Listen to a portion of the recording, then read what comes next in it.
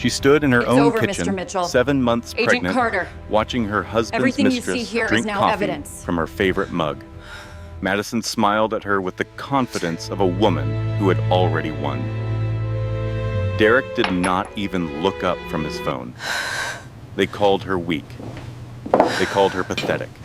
They said she was too stupid to fight back and too broken to matter.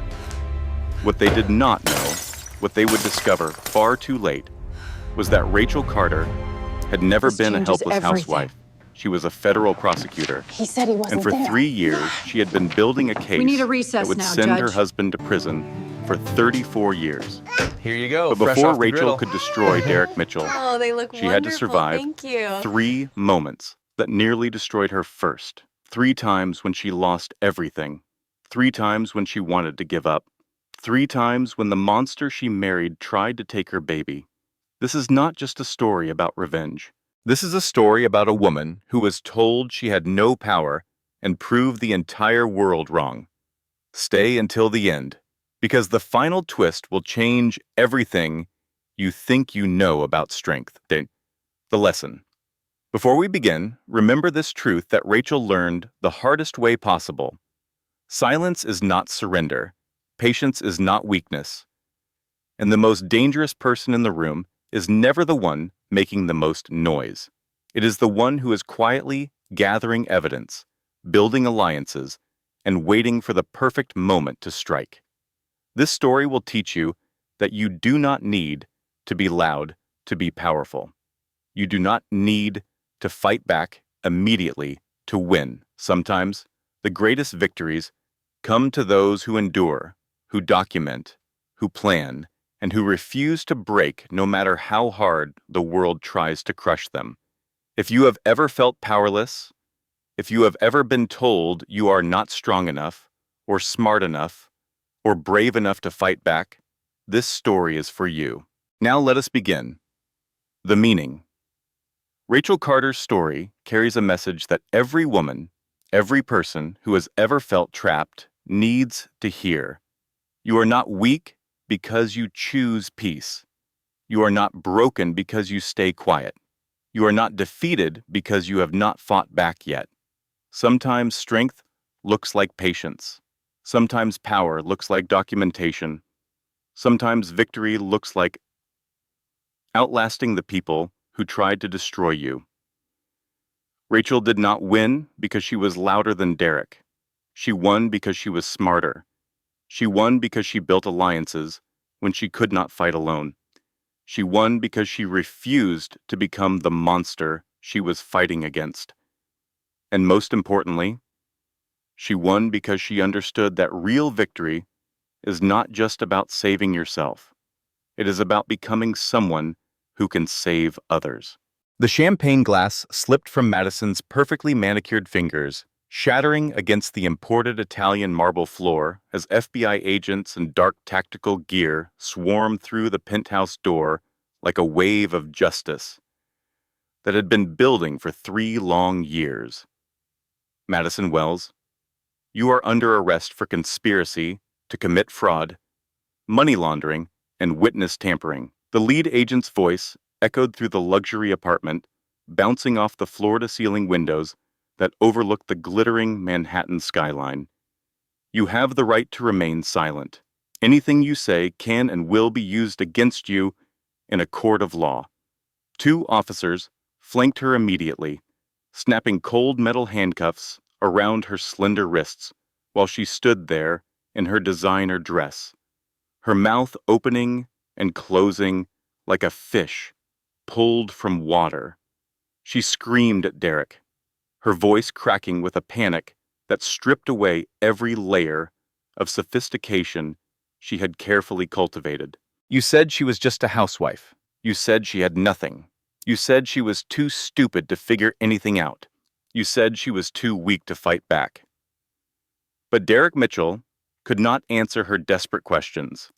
He was already face down on his imported Persian rug, the same rug that cost more than most people's annual salary, his own hands cuffed behind his back, his cheek pressed against the intricate patterns as he watched, helpless and humiliated, while his pregnant wife approached the supervising agent. Rachel reached into her purse with one hand, the other resting protectively on her 7-month pregnant belly, and pulled out a leather credential case. She flipped it open with the practiced ease of someone who had done it 1,000 times before. "Special Assistant United States Attorney Rachel Carter," she said, her voice steady and clear.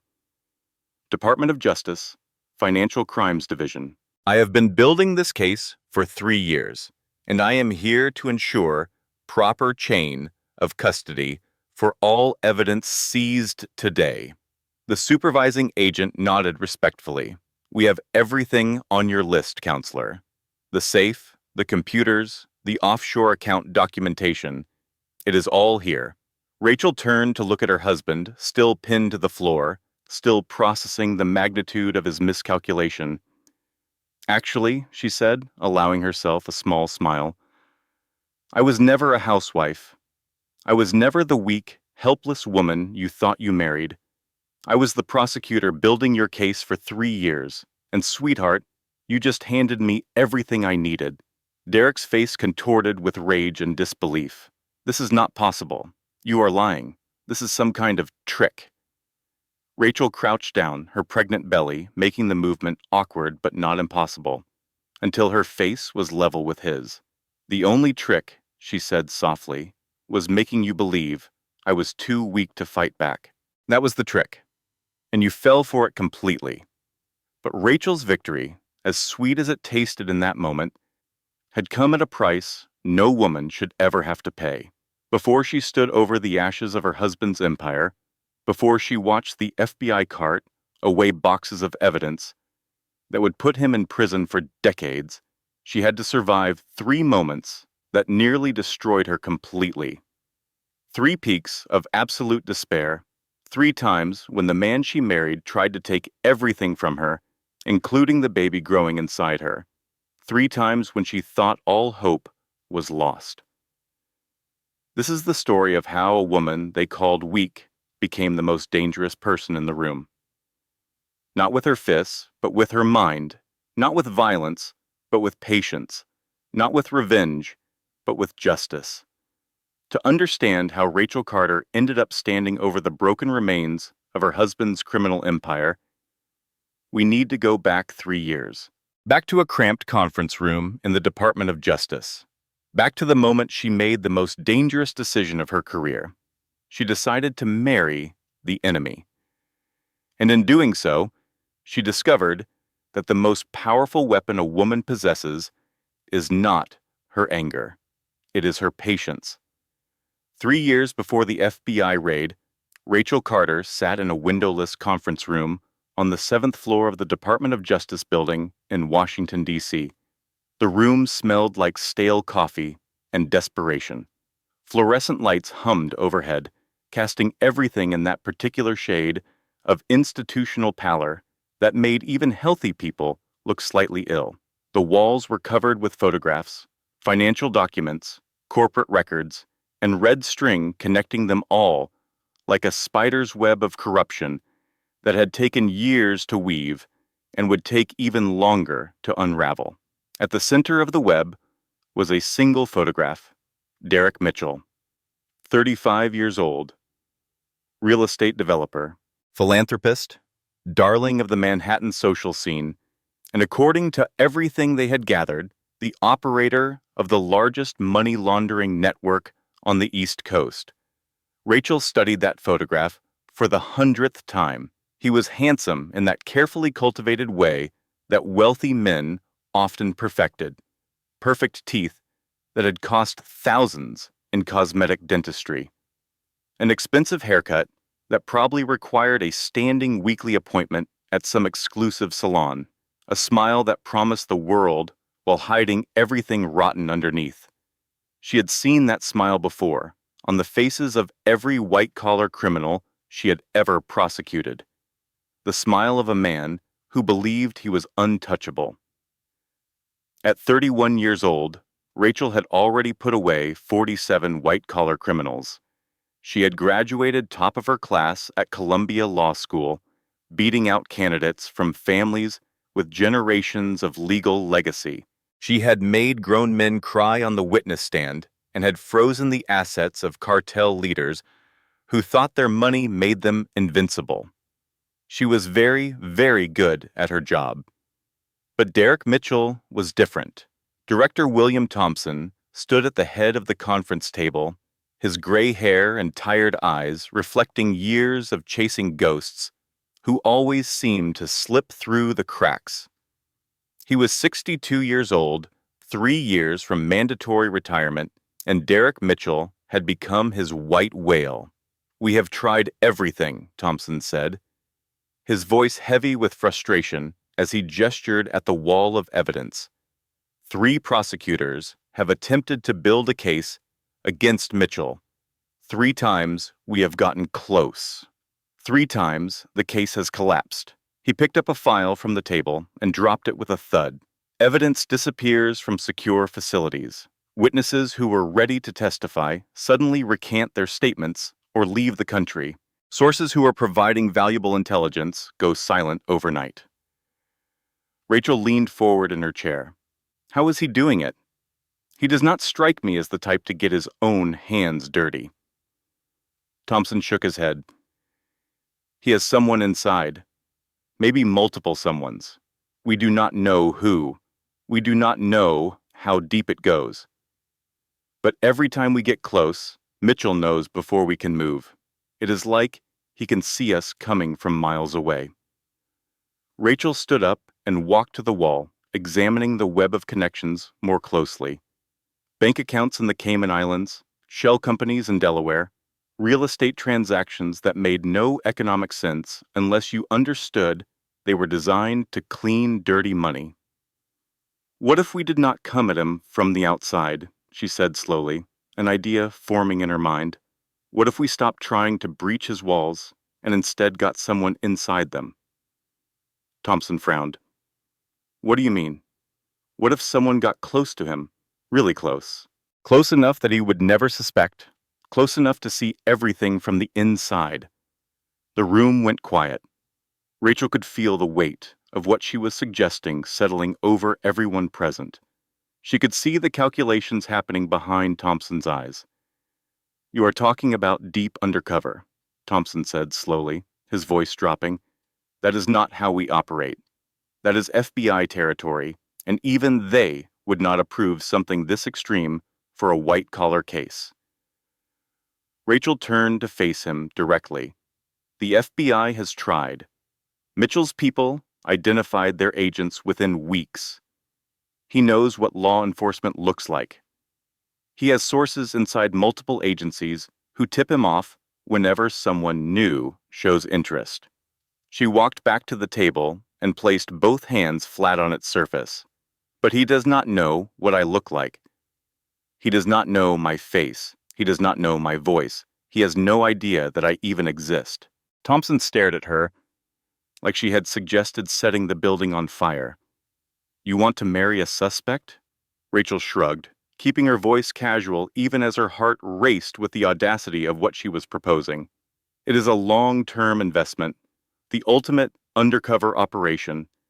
I become his wife. I gain access to everything. His home, his office, his computers, his phone. I see everyone he meets, hear every conversation he has. She paused, allowing a small smile. Besides, have you seen his Netflix queue? The man watches true crime documentaries religiously. He is practically begging to get caught. He just needs someone close enough to gather the evidence. That is not how undercover operations work, Thompson said.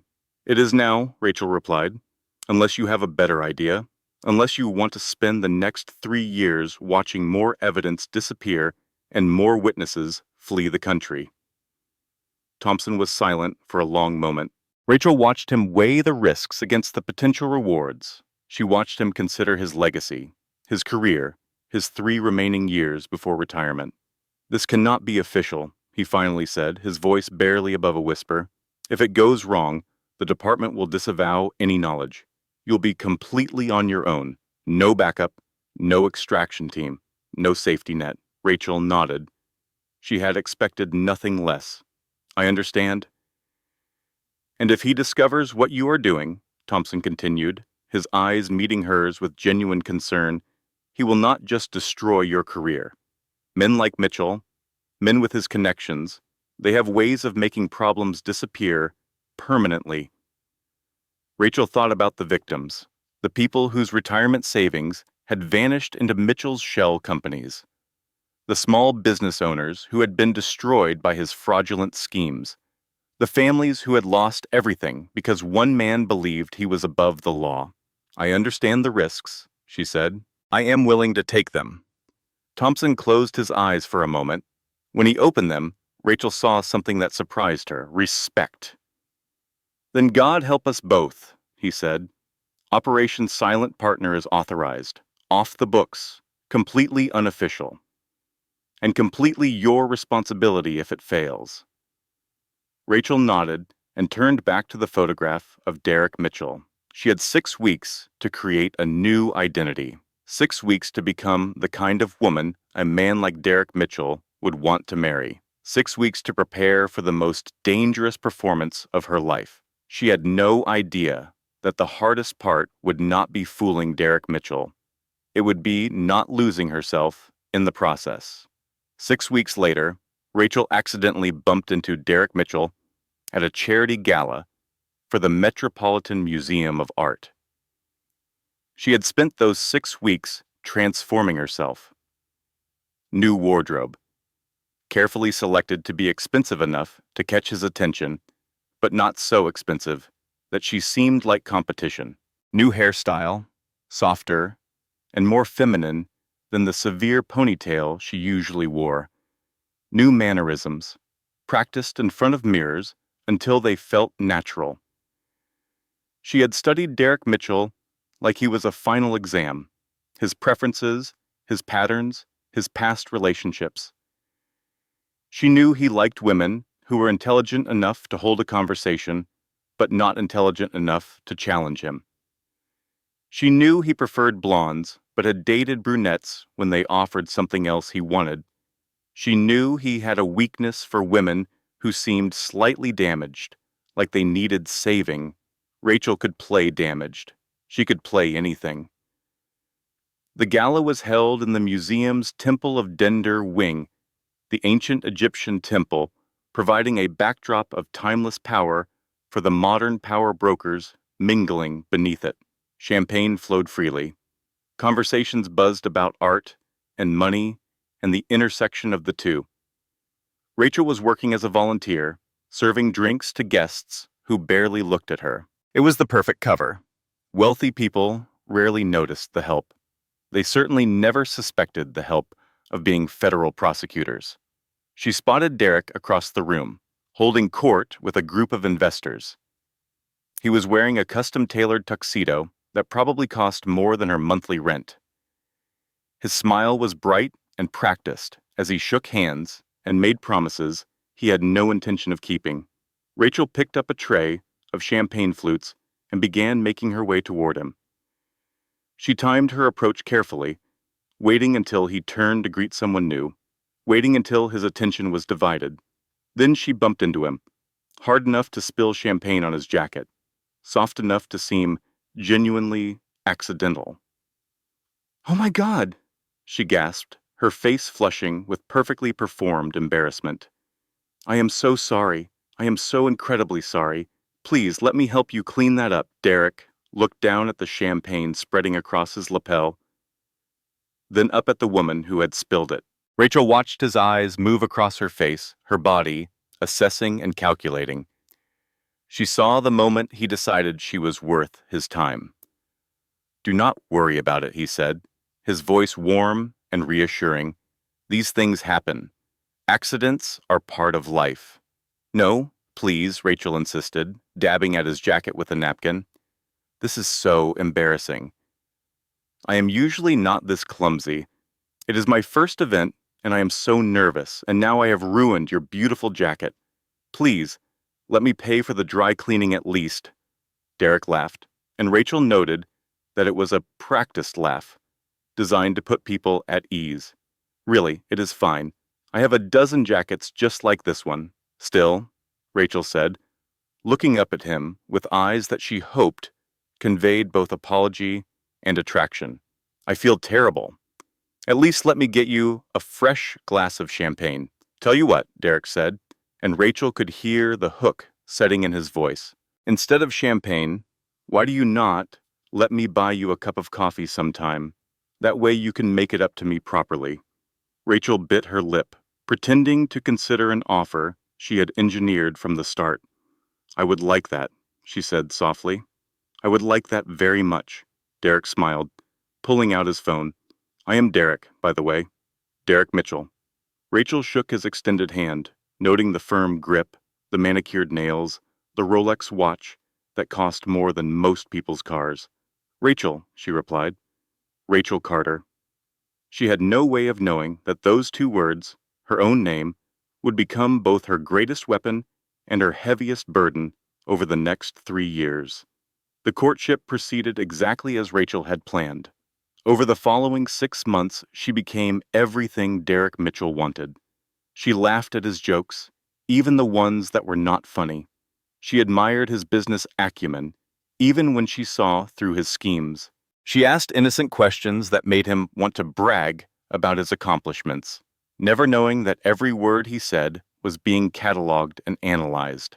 Every night, after Derek dropped her off at the modest apartment that was part of her cover identity, Rachel would sit at her kitchen table and write everything down in a journal, hidden inside a hollowed-out copy of Eat, Pray, Love.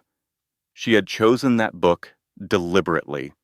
Derek had made his disdain for what he called women's self-help nonsense very clear.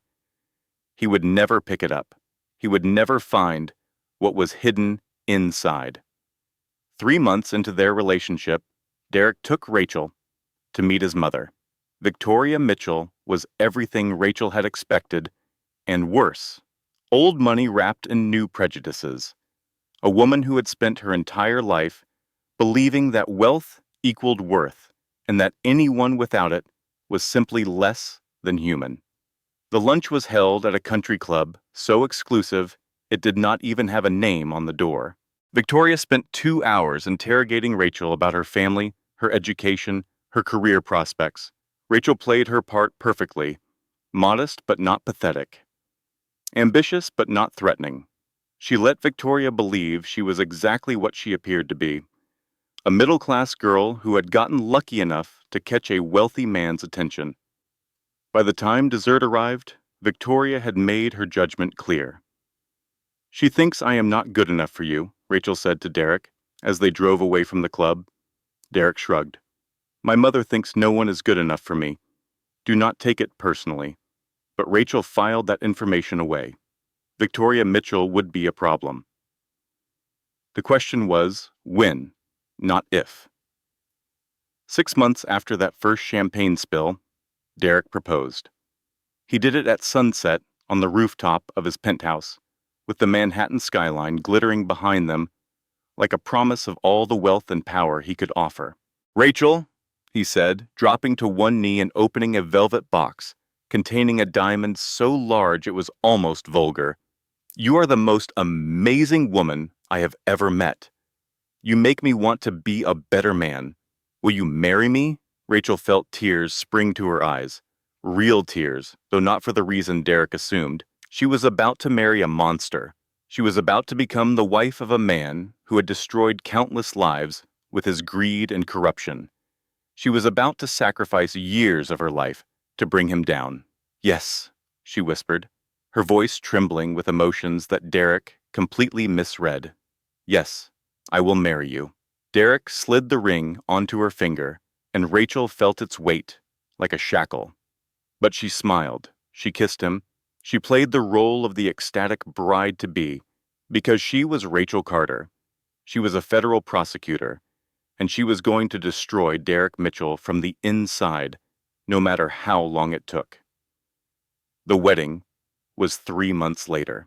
400 guests, a 12-tier cake, enough flowers to fill a botanical garden. Rachel walked down the aisle in a designer gown that cost more than her actual yearly salary. smiling at the man who thought he had won the ultimate trophy wife. Derek had no idea that his blushing bride had spent the previous night photographing documents from his home office. He had no idea that the woman he was promising to love and cherish was already building the case that would send him to prison. And he had no idea that somewhere, in the next 2 years, something would go terribly wrong with Rachel's carefully constructed plan. She would fall in love. Not with Derek. She saw through him more clearly with each passing day, but with the idea of the life she was pretending to have, with the fantasy of normalcy, with the dream of being someone other than a prosecutor whose entire existence revolved around other people's crimes. And worst of all, she would get pregnant. And that would change everything. Victoria Mitchell had suspicious eyes from the very first moment Rachel entered her son's life. At 62 years old, Victoria was the embodiment of generational wealth and its accompanying sense of entitlement.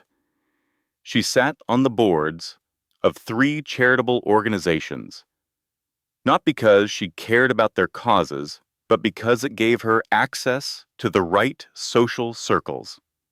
She lunched at the country club every Tuesday with women who had last names that appeared on buildings and street signs throughout Manhattan.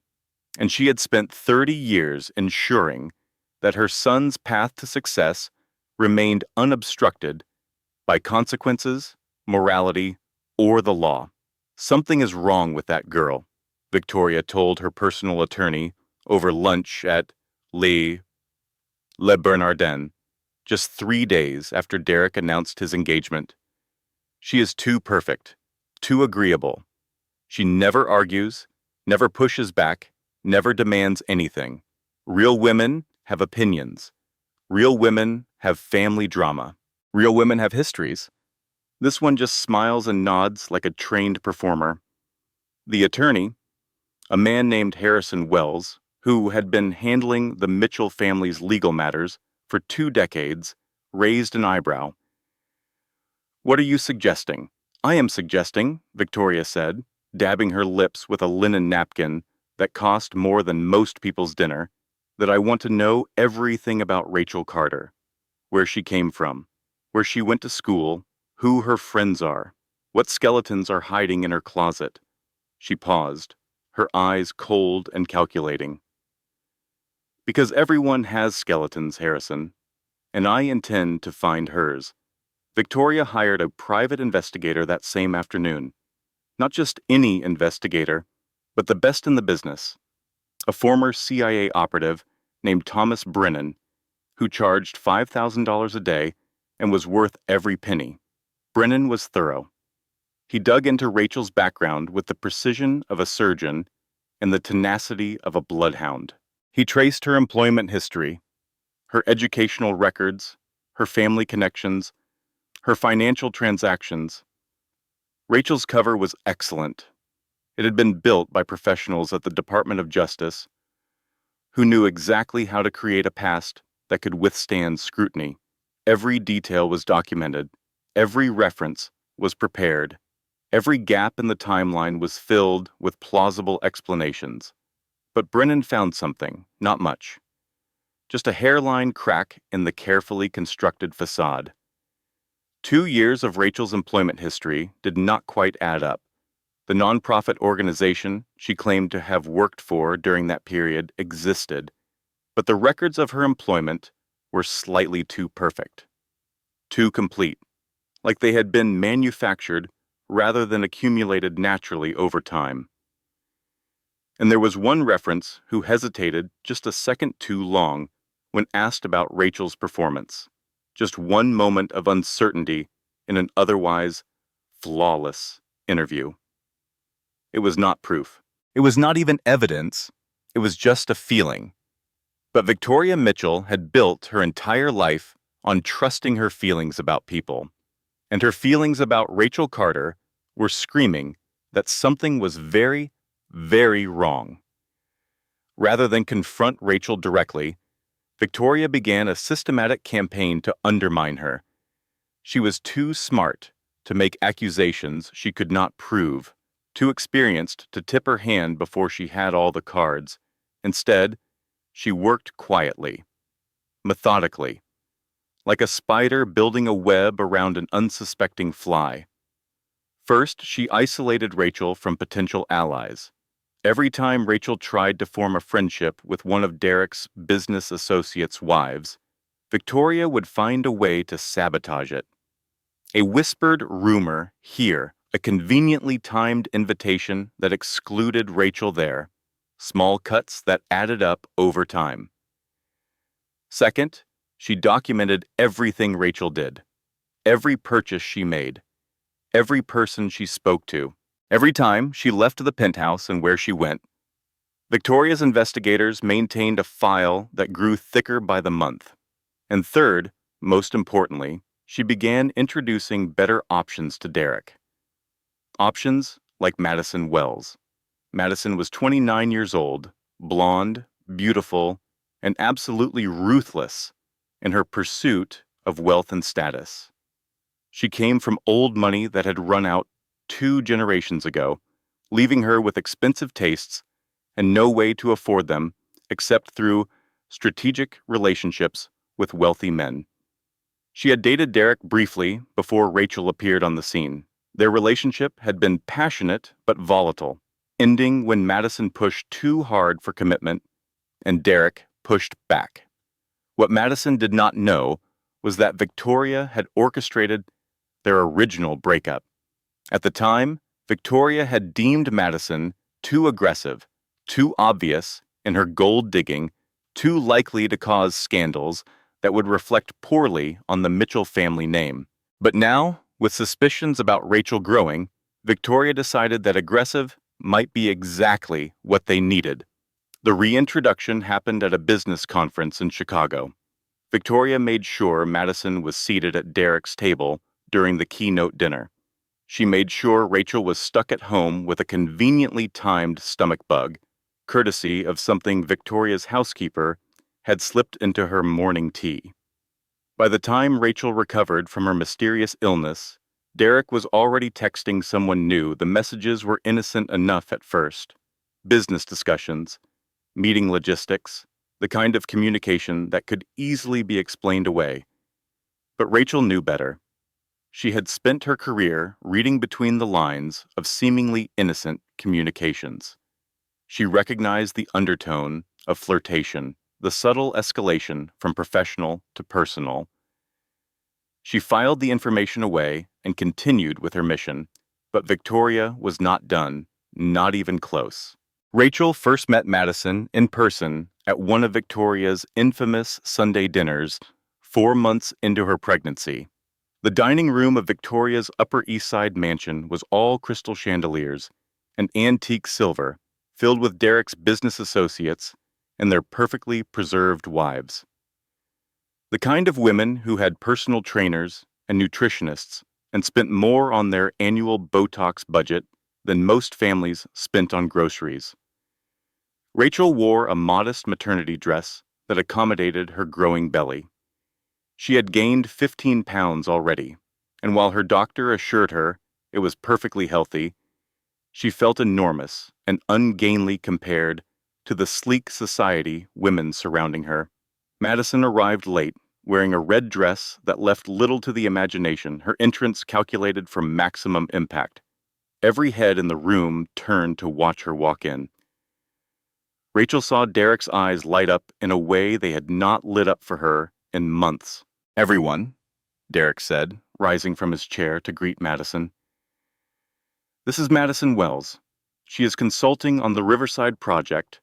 She will be joining us for dinner." He guided Madison to the empty seat directly across from Rachel, his hand lingering on her lower back just a moment too long. Rachel watched them exchange a look that lasted half a second, but communicated volumes. She had seen that look before. In the eyes of cheating husbands, she had deposed. In the moments before wives discovered betrayals that would destroy their families. The dinner proceeded with the usual small talk about stock prices and real estate values, and which private schools were worth the obscene tuition fees.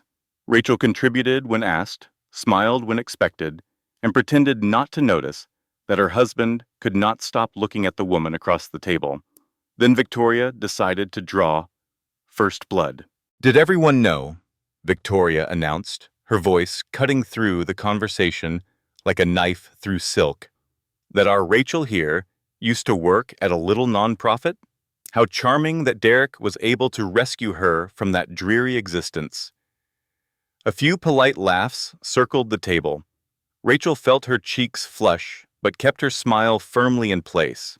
"It was actually a wonderful organization," Rachel said, calmly. "We provided legal aid to families who could not afford representation. Very rewarding work." Victoria's smile did not reach her eyes. "I am sure it was, dear, though I imagine it must be quite an adjustment, going from poverty wages to all of this." She gestured around the opulent dining room as if to emphasize exactly how far above her station Rachel had climbed. Rachel opened her mouth to respond, but Madison beat her to it. "Oh, how clumsy of me," Madison exclaimed, her hand shooting out and knocking over her wine glass. The red liquid splashed across the table and onto Rachel's dress, spreading like a bloodstain across the cream-colored fabric. "I am so sorry," Madison said, her voice dripping with false concern. "But honestly, it is probably for the best. Horizontal stripes are not really flattering when you are showing." The room went silent. Everyone stared at Rachel's wine-soaked dress, at her pregnant belly, at the humiliation painted across her face. "Stay calm," Rachel told herself. "Stay in character. You are almost there. Do not blow 3 years of work because of one spiteful woman." "It is fine," Rachel said, forcing her voice to remain steady. "These things happen. If you will excuse me, I will just go clean up." She pushed back from the table and walked out of the dining room, feeling every eye on her back. She made it to the bathroom, closed the door, and allowed herself exactly 30 seconds to feel the full weight of her humiliation. Then she straightened her spine, cleaned what she could of the stain, and prepared to return to the battlefield. When she walked back into the dining room, Derek was showing Madison something on his phone. They were laughing together, their heads close, their body language intimate. Rachel saw what was on the screen and felt her blood turn to ice. It was a photograph from her and Derek's honeymoon in Italy, the two of them standing in front of the Colosseum, smiling like they did not have a care in the world. But it was not the original photograph. Someone had photoshopped text around Rachel's face. The words were small, but Rachel's trained eyes caught them immediately. "Federal informant. Under investigation." Victoria leaned across the table, her smile sharp as broken glass. "Sweetheart," she said, her voice carrying to every corner of the room, "is there something you would like to tell us? Because my investigator found the most interesting things about your past." The room went completely silent. Every eye turned to Rachel. She could see them all reassessing her, wondering what secrets she might be hiding, wondering if everything they knew about her was a lie. Derek's face shifted from confusion to suspicion to cold, calculating assessment. For the first time since they met, he looked at her like she was a problem to be solved rather than a wife to be loved. Rachel's hand went instinctively to her belly, where her daughter was kicking. Her baby, her mission, 3 years of work. Everything she had built and sacrificed was about to collapse in this dining room full of criminals and their enablers. She had maybe 30 seconds to save both her cover and her child. So Rachel did the only thing she could do. She laughed. "Oh, Victoria," she said, letting relief flood her voice, like she had just understood a joke that had initially gone over her head. "Your investigator found my sister's file, did they not? Rebecca. She is the one who testified in a federal case 5 years ago. Poor thing had to go into witness protection for a while. It was a whole family trauma. I do not usually talk about it because it is still so painful." She pulled out her phone and navigated to a photo album She had prepared for exactly this scenario. Pictures of a woman who looked enough like her to be a sister, a cousin she had paid to pose for the photographs, insurance against exactly this kind of attack. I suppose I should have mentioned it, Rachel continued, showing the photos to anyone who cared to look. But honestly, it is such a difficult subject. Our family does not discuss Rebecca anymore. The whole situation nearly destroyed my parents. She looked directly at Victoria, allowing a hint of steel to show through her wounded expression. I am sorry if my family's tragedy has caused any confusion. I can assure you I am exactly who I have always claimed to be. Derek's shoulders relaxed visibly. Victoria's eyes narrowed, but she had nothing concrete to counter Rachel's explanation. Madison looked disappointed, like a cat whose mouse had escaped at the last moment. The rest of the dinner passed in awkward silence. Rachel smiled and nodded, and pretended that everything was fine while her heart hammered against her ribs. She had survived. Barely. But she knew the clock was now ticking faster than ever before. That night, after Derek fell asleep beside her, Rachel crept to her hidden journal and added a new section, Emergency Protocol. She wrote for 3 hours, documenting escape routes, backup contacts, and evidence that could protect her child if something happened to her. She made copies of everything and stored them in locations Derek and Victoria would never think to look. She had learned something crucial from the domestic violence survivors she had helped prosecute cases for, back when she was still a prosecutor rather than an undercover wife. Always have a go bag packed and ready. Always have money hidden somewhere they do not know about. Always have at least one person who knows where you are and what you are doing. Rachel started preparing for war while everyone around her still thought she was surrendering. She had no idea how soon she would need every single one of those preparations. 3 months after the disastrous dinner party, Rachel was 6 months pregnant and watching her marriage crumble in slow motion. Derek had changed. Not in obvious ways at first. Small things. A late meeting here. A business trip there. His eyes sliding past Rachel when she entered a room like she was furniture that had lost its appeal and was now waiting to be replaced. Then the phone calls started. The ones he took in another room with the door closed. The ones that made him laugh in a way he never laughed with her anymore. The ones that ended abruptly when Rachel walked in, followed by 2 casual explanations about investors and contracts and nothing you need to worry about, honey. Rachel knew exactly what those calls meant. She had seen the same pattern in dozens of cases. The secretive smiles, the sudden increase in personal grooming, the gym membership that appeared out of nowhere, and the cologne that smelled different from what he usually wore. Her husband was having an affair.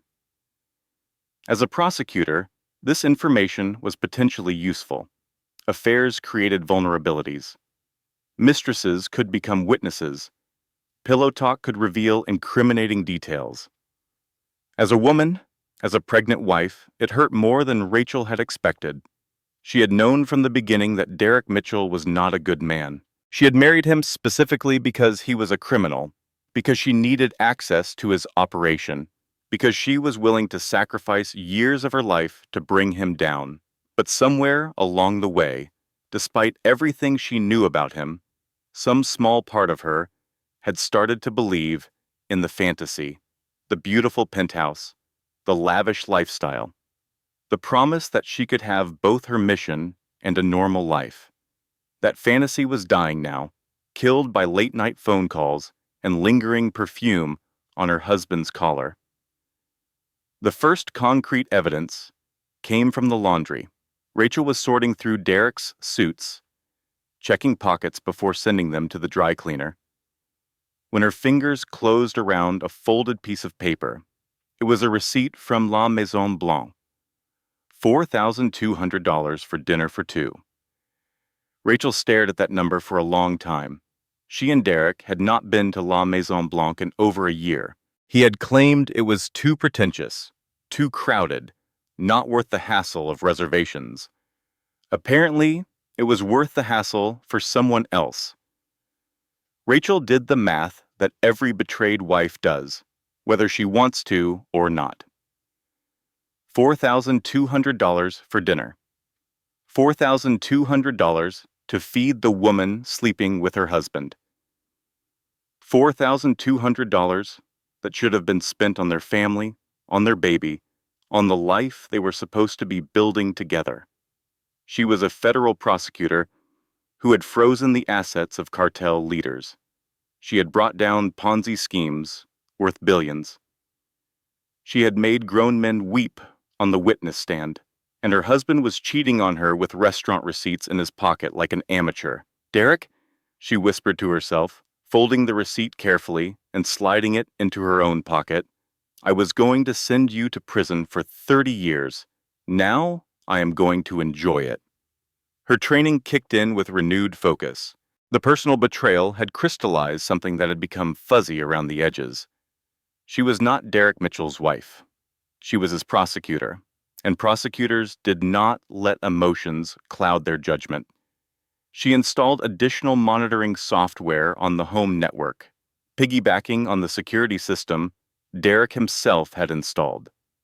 She cloned his backup phone, the one he thought she did not know about, during a convenient software update. She activated the GPS tracker in his car that the dealership had installed as a theft deterrent. Within 2 weeks, she had a complete picture of her husband's affair. 847 text messages with Madison Wells over the past 8 weeks. Messages that started professional and became increasingly explicit. $78,000 transferred from Derek's personal account to Madison's over the same period, labeled as consulting fees, but bearing no connection to any actual consulting work. Hotel receipts, jewelry purchases, a lease on an apartment in Soho that Rachel was quite certain Madison was not paying for herself, and photographs. So many photographs. Rachel forced herself to look at every single one because evidence was evidence, no matter how much it hurt to see her husband's hands on another woman's body. But the worst discovery came from a conversation Rachel overheard by accident. She woke at 3 a.m. to use the bathroom, a frequent necessity in her 6th month of pregnancy. On her way back to bed, she heard Derek's voice coming from his home office. He was on the phone. Speaking quietly but not quietly enough, Rachel pressed her ear to the office door and listened.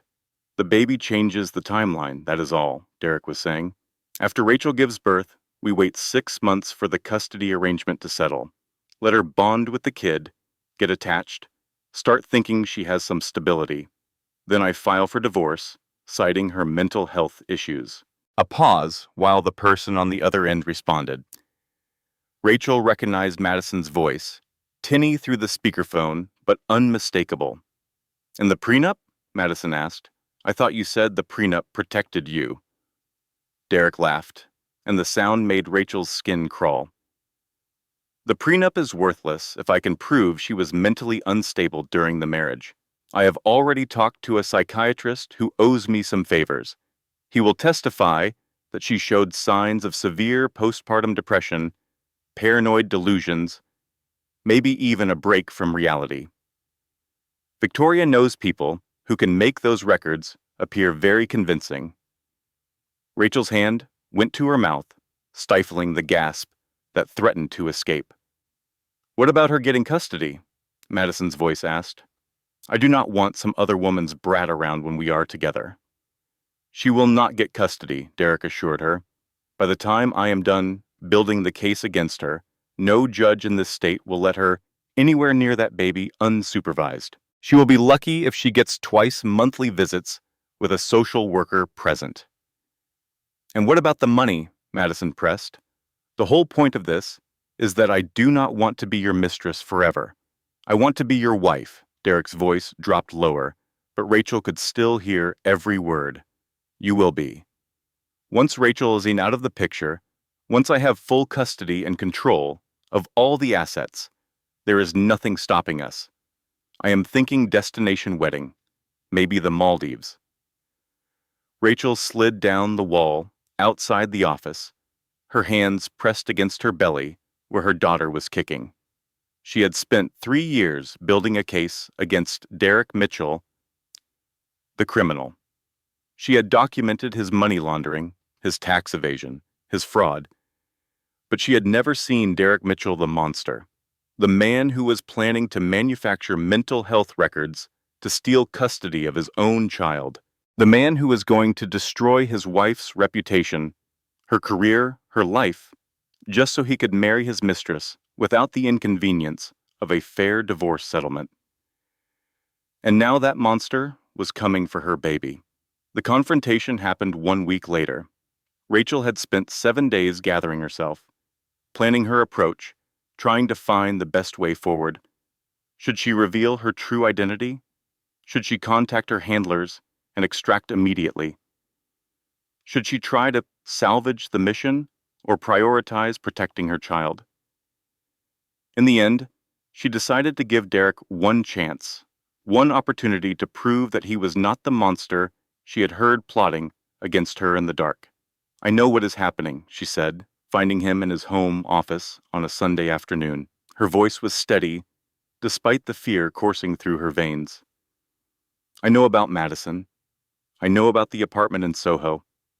I know about the $78,000.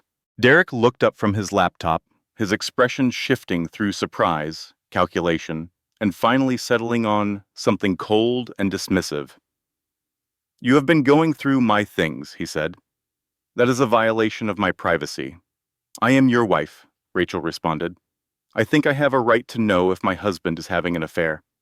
Derek closed his laptop and leaned back in his chair, studying her like she was a mildly interesting puzzle he had already solved. So, what do you want, Rachel? A confession? An apology? You want me to get on my knees and beg your forgiveness? I want you to choose, Rachel's voice cracked, despite her best efforts to control it. Her or us, her or your family. Her or the child growing inside me right now. Derek was silent for a long moment. Rachel saw something flicker across his face. For one desperate second, she thought it might be remorse. Then he laughed, not a small chuckle. A full, cruel laugh that echoed off the walls of his office and shattered whatever small hope Rachel had been holding on to. Choose, he repeated, still laughing. Rachel, you do not get to give me ultimatums. You do not have that power. Look at yourself. He stood up and walked toward her, his eyes raking over her pregnant body with unconcealed disgust. You are 6 months pregnant.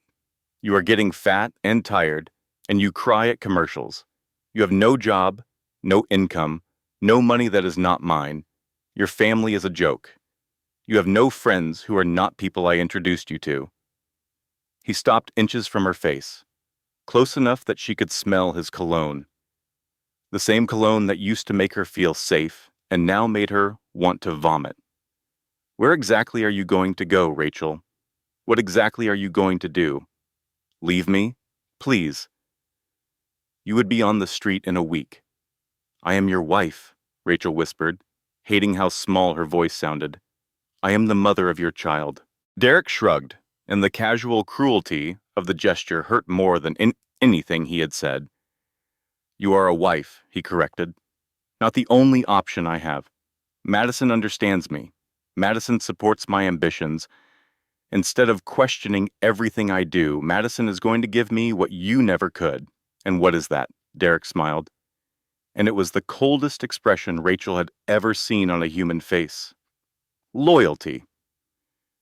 He walked past her toward the door, pausing just long enough to deliver one final blow. You want to know why I married you, Rachel? Because you were easy. You did not ask questions. You did not demand anything. You just smiled and nodded and existed in my space without causing problems. And for a while, that was exactly what I wanted. He opened the door and turned back to look at her. But now I want more, and you are not capable of giving me more. So I would suggest you start thinking about what your life is going to look like once I am done with you. Because I promise you, Rachel, it is not going to be pretty. He left, closing the door behind him, with a soft click that sounded like a gunshot in the silent room. Rachel stood there for a long time, one hand on her belly, the other pressed against her mouth to hold back the sobs that threatened to tear her apart. She had known Derek Mitchell was a criminal. She had known he was capable of terrible things, but she had not known he was capable of this. That night, lying alone in the dark while Derek slept in the guest room, Rachel made a decision. She was done playing defense, done gathering evidence, and waiting for the perfect moment to strike. Done being the victim in a story that she had never agreed to participate in. She had spent 3 years building a case against Derek Mitchell's criminal empire. Now she was going to use every single piece of it. But first, she had to survive what was coming next. And what was coming next would be worse than anything she could have imagined. 7 days after the confrontation in Derek's office, Rachel learned just how far her husband was willing to go to destroy her. She was in the kitchen, making herself a cup of herbal tea and trying to ignore the constant ache in her lower back that came with being 7 months pregnant. The penthouse was quiet. Derek had left early for what he claimed was a business meeting. Then the front door opened. Rachel heard voices, Derek's, and a woman's laugh that she recognized immediately. "Rachel, honey," Derek called out, his voice carrying through the apartment with false warmth. "Come say hello. We have a guest." Rachel set down her tea and walked to the foyer, her heart already sinking with the certainty of what she was about to find. Madison Wells stood in the doorway, a designer overnight bag in one hand and a triumphant smile on her face. She was wearing a silk blouse and tailored pants that probably cost more than Rachel's entire maternity wardrobe. "Madison is going to be staying in the guest room for a while," Derek said, not bothering to meet Rachel's eyes. "She is helping with a project, and it makes more sense for her to be close by." Rachel felt the words like a physical blow. "A project," she repeated flatly. "Yes." Derek's voice had the patient tone of someone explaining something obvious to a slow child. "A business project. You know how these things are. Long hours, lots of late nights. Having Madison stay here will be much more efficient than her commuting back and forth." Rachel looked at Madison, who was making absolutely no effort to hide her satisfaction. "How convenient," Rachel said. "Is there a problem?" Derek asked, finally meeting her eyes with a challenge in his gaze. "This is my home. I can invite whoever I want to stay here. Our home," Rachel corrected quietly. "The home where we were supposed to raise our child together." Madison laughed, a bright, cruel sound. "Oh, sweetie. Derek told me you could be dramatic. But this is really something. I am here for work. Nothing more, though I suppose I understand why you might be paranoid."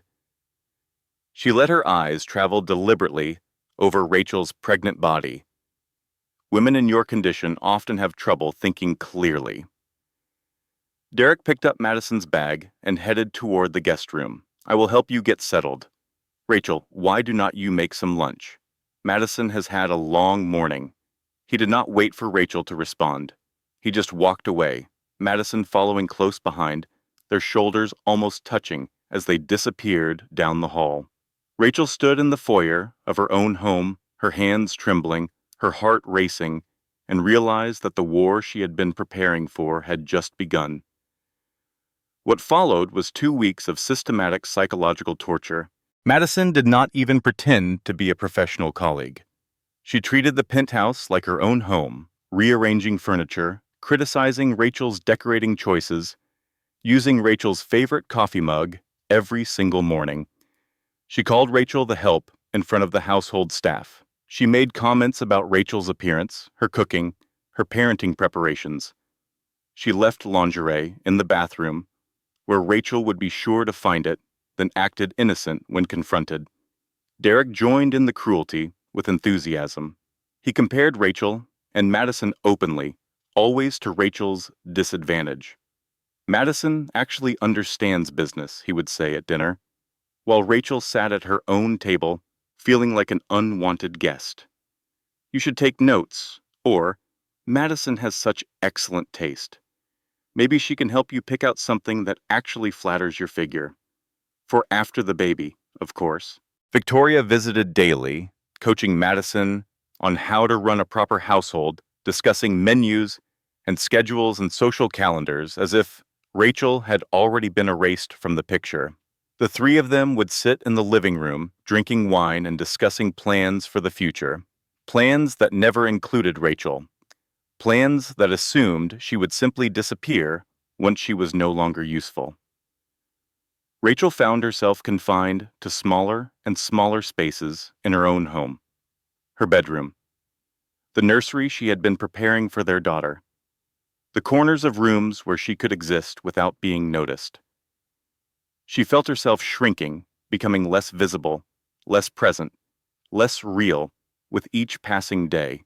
But Rachel Carter was not just a pregnant woman being tormented by her husband and his mistress. She was a federal prosecutor, and prosecutors did not break. During those 2 weeks, while Madison and Derek thought she was too defeated to fight back, Rachel was working. Every insult documented in her hidden journal. Every financial transfer between Derek's accounts and Madison's, traced and recorded. Every conversation she could overhear, captured by the monitoring software she had installed months ago. She was building 2 cases now. The federal case against Derek's criminal empire, enriched by new evidence of the consulting fees he was paying Madison that were obviously just payments for her participation in an affair, and a divorce case so devastating that Derek would never recover from it. The breaking point came on a Tuesday evening. Rachel was walking from the kitchen to her bedroom, carrying a glass of water and trying to ignore the constant heartburn that plagued her 3rd trimester. The hallway was dim, lit only by the evening light filtering through distant windows. Madison stepped out of the guest room directly into Rachel's path. For a moment, they just looked at each other. 2 women who both knew exactly what was happening and who refused to pretend otherwise. "Excuse me," Rachel said quietly. Madison did not move. "You know," Madison said conversationally, "Derek and I were talking last night about what is going to happen after the baby is born." Rachel felt her jaw tighten, but kept her voice even. "Were you—" "He is planning to file for divorce right after you recover from delivery. He has a whole timeline worked out. 6 months of letting you bond with the baby, just long enough that losing custody will hurt as much as possible. Then the divorce filing. Then the custody battle. Then," Madison smiled, "me moving in permanently." Rachel's hands clenched around her water glass. "Thank you for sharing his plans. I just want you to know what is coming," Madison continued, her voice dripping with false sympathy. "So you can start preparing. Maybe reach out to some lawyers, although Derek has already retained the best ones in the city. Maybe start looking for apartments, although I doubt you will be able to afford much without his money." She leaned closer, her perfume cloying and overwhelming. "Or maybe," Madison whispered, "you could just save everyone the trouble and leave now. Take whatever you can carry and disappear. Start over somewhere else. Because I promise you, Rachel, if you try to fight us, we will destroy you. Derek has the money, the connections, the power. You have nothing." Rachel looked into Madison's eyes and saw nothing but cruelty and calculation. "I appreciate your concern," Rachel said carefully, "but I think I will take my chances." Madison's expression flickered with irritation at Rachel's refusal to break. "Suit yourself," she said, "but remember, I tried to warn you." Then her foot shot out. A deliberate trip. Rachel stumbled forward, her arms windmilling, as she tried to protect both her belly and break her fall. She crashed into the hall table, her wrist twisting painfully as she caught herself, her glass shattering on the hardwood floor. She did not fall completely. She managed to stay on her feet, managed to protect her baby from the impact, but her wrist screamed with pain and her heart hammered with fear for the child inside her. Derek appeared in the hallway doorway, drawn by the noise. "What happened?" he asked, looking at Rachel clutching her wrist, at the broken glass on the floor, at Madison standing innocently a few feet away. "She tripped," Madison said. "I tried to help her, but she's just stumbled into the table. Pregnancy makes women so clumsy." Derek's eyes moved from Madison to Rachel, and Rachel saw him make a choice. He chose to believe the woman who was sleeping with him over the woman who was carrying his child. "You should be more careful," Derek said to Rachel, his voice flat and unsympathetic. "These floors are slippery. I have told you to wear different shoes." Then he turned and walked back to wherever he had come from, leaving Rachel standing in the hallway with a throbbing wrist and broken glass at her feet. That night, alone in her bedroom with ice on her wrist, Rachel finally allowed herself to cry, not because of the physical pain, though that was considerable, not because of the humiliation, though that burned like acid in her chest, but because she realized, with terrible clarity, that she had spent 3 years married to a man who would watch his mistress attack his pregnant wife and blame the wife. She had files that could send him to prison. She had evidence of money laundering and tax evasion and fraud. But none of that could protect her baby from a father who saw them both as obstacles to be removed. 2 nights later, Rachel's body gave out. She woke at 2 in the morning with sharp pains ripping through her abdomen. The kind of pains that did not fade, that grew stronger with each passing minute, that meant something was terribly wrong. She called out for Derek, but he was not in the penthouse. Later, she would learn he had been with Madison at the Soho apartment. She called for an ambulance herself, managed to get dressed and down to the lobby before the paramedics arrived. At the hospital, the diagnosis was swift and terrifying. Early labor at 32 weeks, stress-induced. Her body had reached its breaking point, and now her daughter was trying to enter the world 8 weeks too soon. The doctors worked frantically to stop the contractions, pumping Rachel full of medications that made her dizzy and nauseous and desperate. "Please," she begged every nurse and doctor who came into her room. "Please save my baby. Please do not let her come too early." They managed to stop the labor. Barely. Rachel was placed on strict bed rest for the remainder of her pregnancy.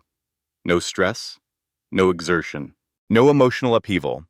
The doctor who delivered the instructions clearly had no idea how impossible those requirements were given Rachel's home situation. She texted Derek from her hospital bed. "In hospital.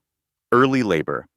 Baby is okay, but need you here." His response came 40 minutes later. "Busy with investors. Update me if anything important happens." Rachel stared at that text for a long time. If anything important happens. His wife was in the hospital. His baby had almost been born 2 months early, and he was too busy to come. She checked Madison's Instagram out of morbid curiosity. There was a news story posted 30 minutes ago. Madison and Derek at what was clearly an expensive restaurant, champagne glasses raised, the caption reading, "Celebrating with my favorite person." They were celebrating. While Rachel lay in a hospital bed fighting to keep her daughter alive, her husband and his mistress were drinking champagne and posting about it on social media. Rachel felt something fundamental shift inside her. For 3 years, she had been playing a long game, gathering evidence, building a case, waiting for the right moment to strike. The waiting was over. She reached for her phone and sent a text to Director Thompson. "Coming in. Have everything. Need extraction plan." His reply came in seconds. Where and when? They arranged a meeting for 3 weeks later, when Rachel's doctor would clear her to travel safely. In 3 weeks, Operation Silent Partner would be complete. In 3 weeks, Derek Mitchell would face justice. In 3 weeks, Rachel Carter would be free. She had no idea that in 3 weeks, everything she had worked for would collapse around her, and she would have to fight harder than she had ever fought in her life, not for justice, for her baby. The cafe was supposed to be safe, a small establishment in a town 40 minutes outside the city.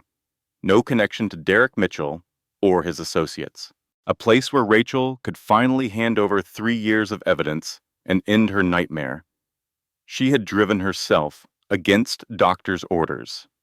3 weeks of bed rest had done little to calm her nerves or heal her spirit, but it had given her baby enough time to reach 35 weeks, close enough to term that the doctors were no longer panicking. The evidence was stored on 3 encrypted drives, each one a backup of the others. She had also uploaded everything to 2 secure cloud servers, using protocols she had learned from the department's cybersecurity team. She was prepared for any contingency, or so she thought. Rachel walked into the cafe at exactly 2 in the afternoon, the agreed-upon time. She scanned the room, looking for Director Thompson's familiar gray hair and worried expression. Instead, she saw a man she did not recognize, dark suit, expensive briefcase, the kind of carefully neutral expression that lawyers cultivate to hide their true intentions. Then she saw the woman standing beside him, Brittany, her college roommate, her closest friend, the one she had listed as her emergency contact, the one she had confided in during her darkest moments over the past 3 years, Brittany, who had apparently been on Derek Mitchell's payroll for 18 months. "I am sorry, RH," Brittany said, not meeting her eyes.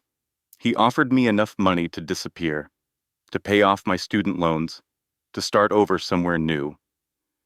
You know how much debt I have. You know how desperate I have been." Rachel felt the world tilt beneath her feet. "How long?" she whispered. 18 months, Brittany admitted. "Since right after your wedding. He approached me at that charity thing, the one you invited me to. He said he was worried about you, that something seemed off. He said he just wanted to make sure you were okay." She finally looked up, and Rachel saw tears in her eyes. "I did not know what you were doing at first. I thought I was just reporting to a concerned husband. By the time I figured out the truth, I was already in too deep. He had recordings of me accepting money.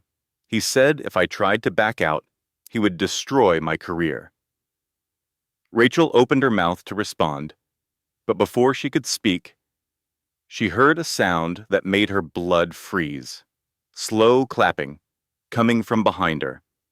She turned to find Derek Mitchell walking through the cafe door, his smile predatory, his eyes gleaming with triumph.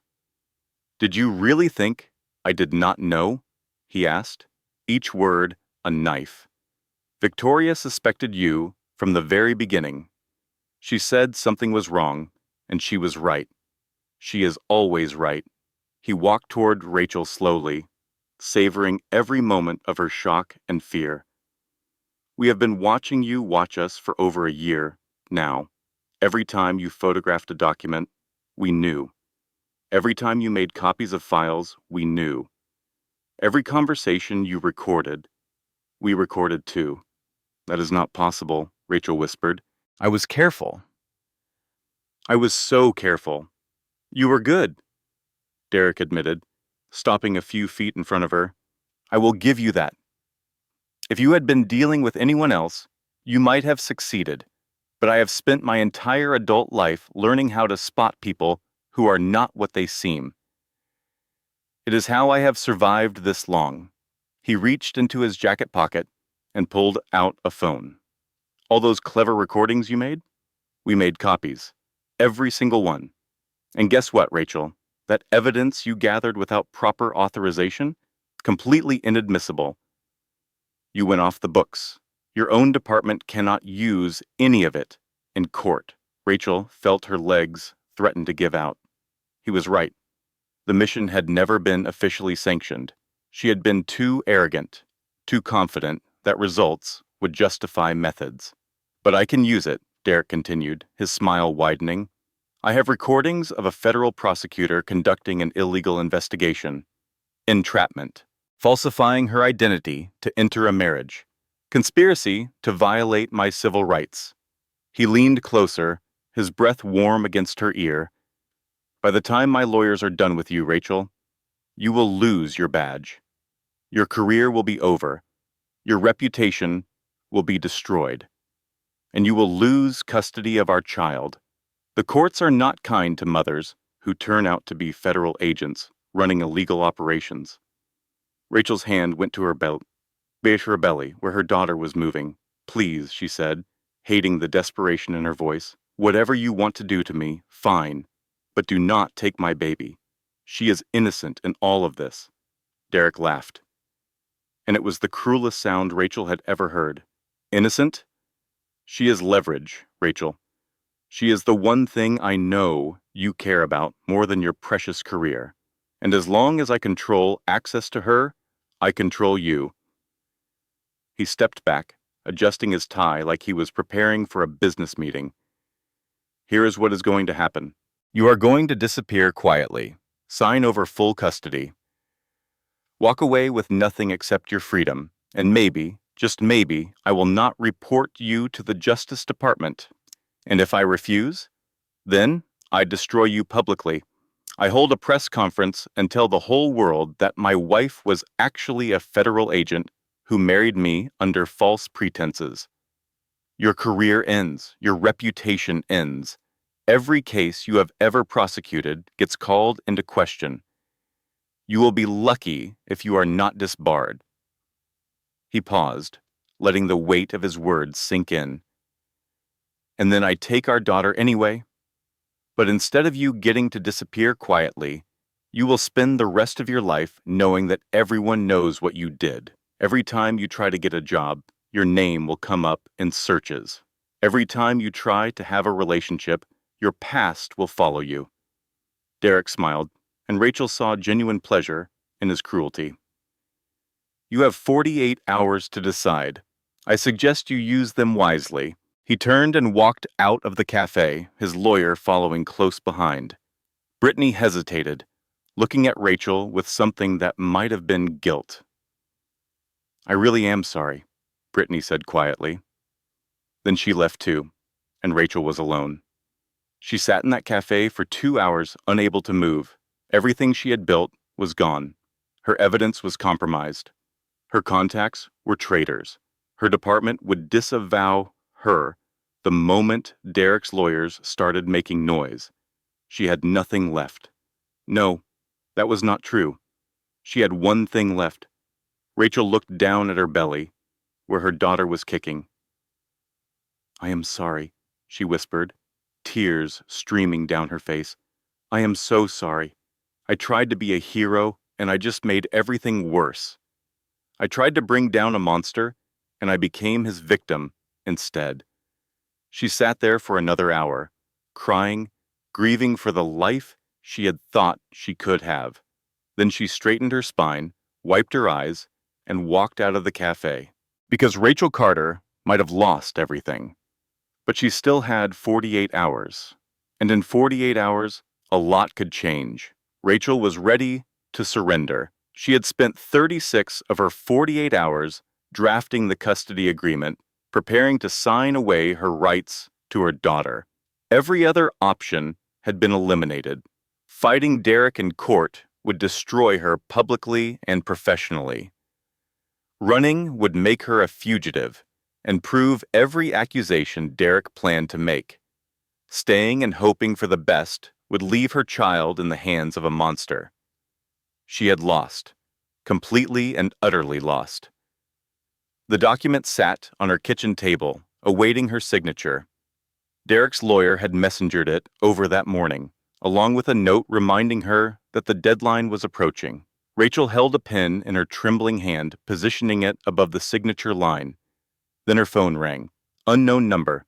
No caller ID. She almost let it go to voicemail. Almost continued signing away her daughter's future. Something made her answer. Do not sign anything. The voice was distorted, electronically altered to be unrecognizable. Not yet. Who is this? Rachel demanded. Someone who wants to see Derek Mitchell burn even more than you do. Someone he has hurt worse than he has hurt you, someone who has been waiting for exactly this opportunity. Rachel's heart began to race. What do you want?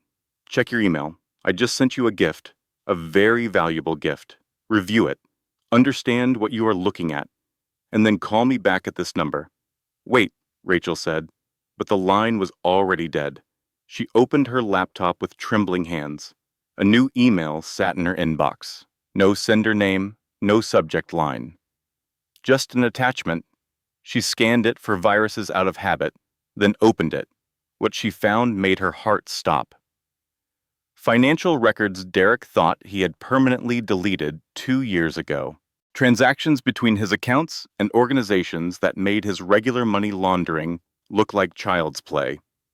Communications with people who operated in shadows so deep that law enforcement did not even have names for them. Evidence of connections to genuinely dangerous organizations, not just white-collar criminals trying to hide their money, real criminals, the kind who made problems disappear permanently. And documentation of $14 million Derek owed to those organizations. Money he had borrowed to fund a deal that went wrong. Money he had been desperately trying to hide from people who did not accept excuses or payment plans. Rachel read through the files for 3 hours, her prosecutor's mind analyzing every detail, verifying connections, building a picture of what Derek Mitchell had really been involved in. When she was done, she understood 3 things. First, Derek was in far deeper trouble than even she had realized. The people he owed money to were not the kind who sued you in court. They were the kind who made you disappear. Second, this evidence had not come from her investigation. It had come from somewhere else entirely, which meant it was not tainted by her unauthorized methods. It could be used by any law enforcement agency in the country. And third, whoever had sent this to her had their own agenda. They wanted Derek destroyed, but not out of any sense of justice. They wanted him destroyed because he owed them money and they were tired of waiting. Rachel called the unknown number back. "Who are you?" she asked when the distorted voice answered.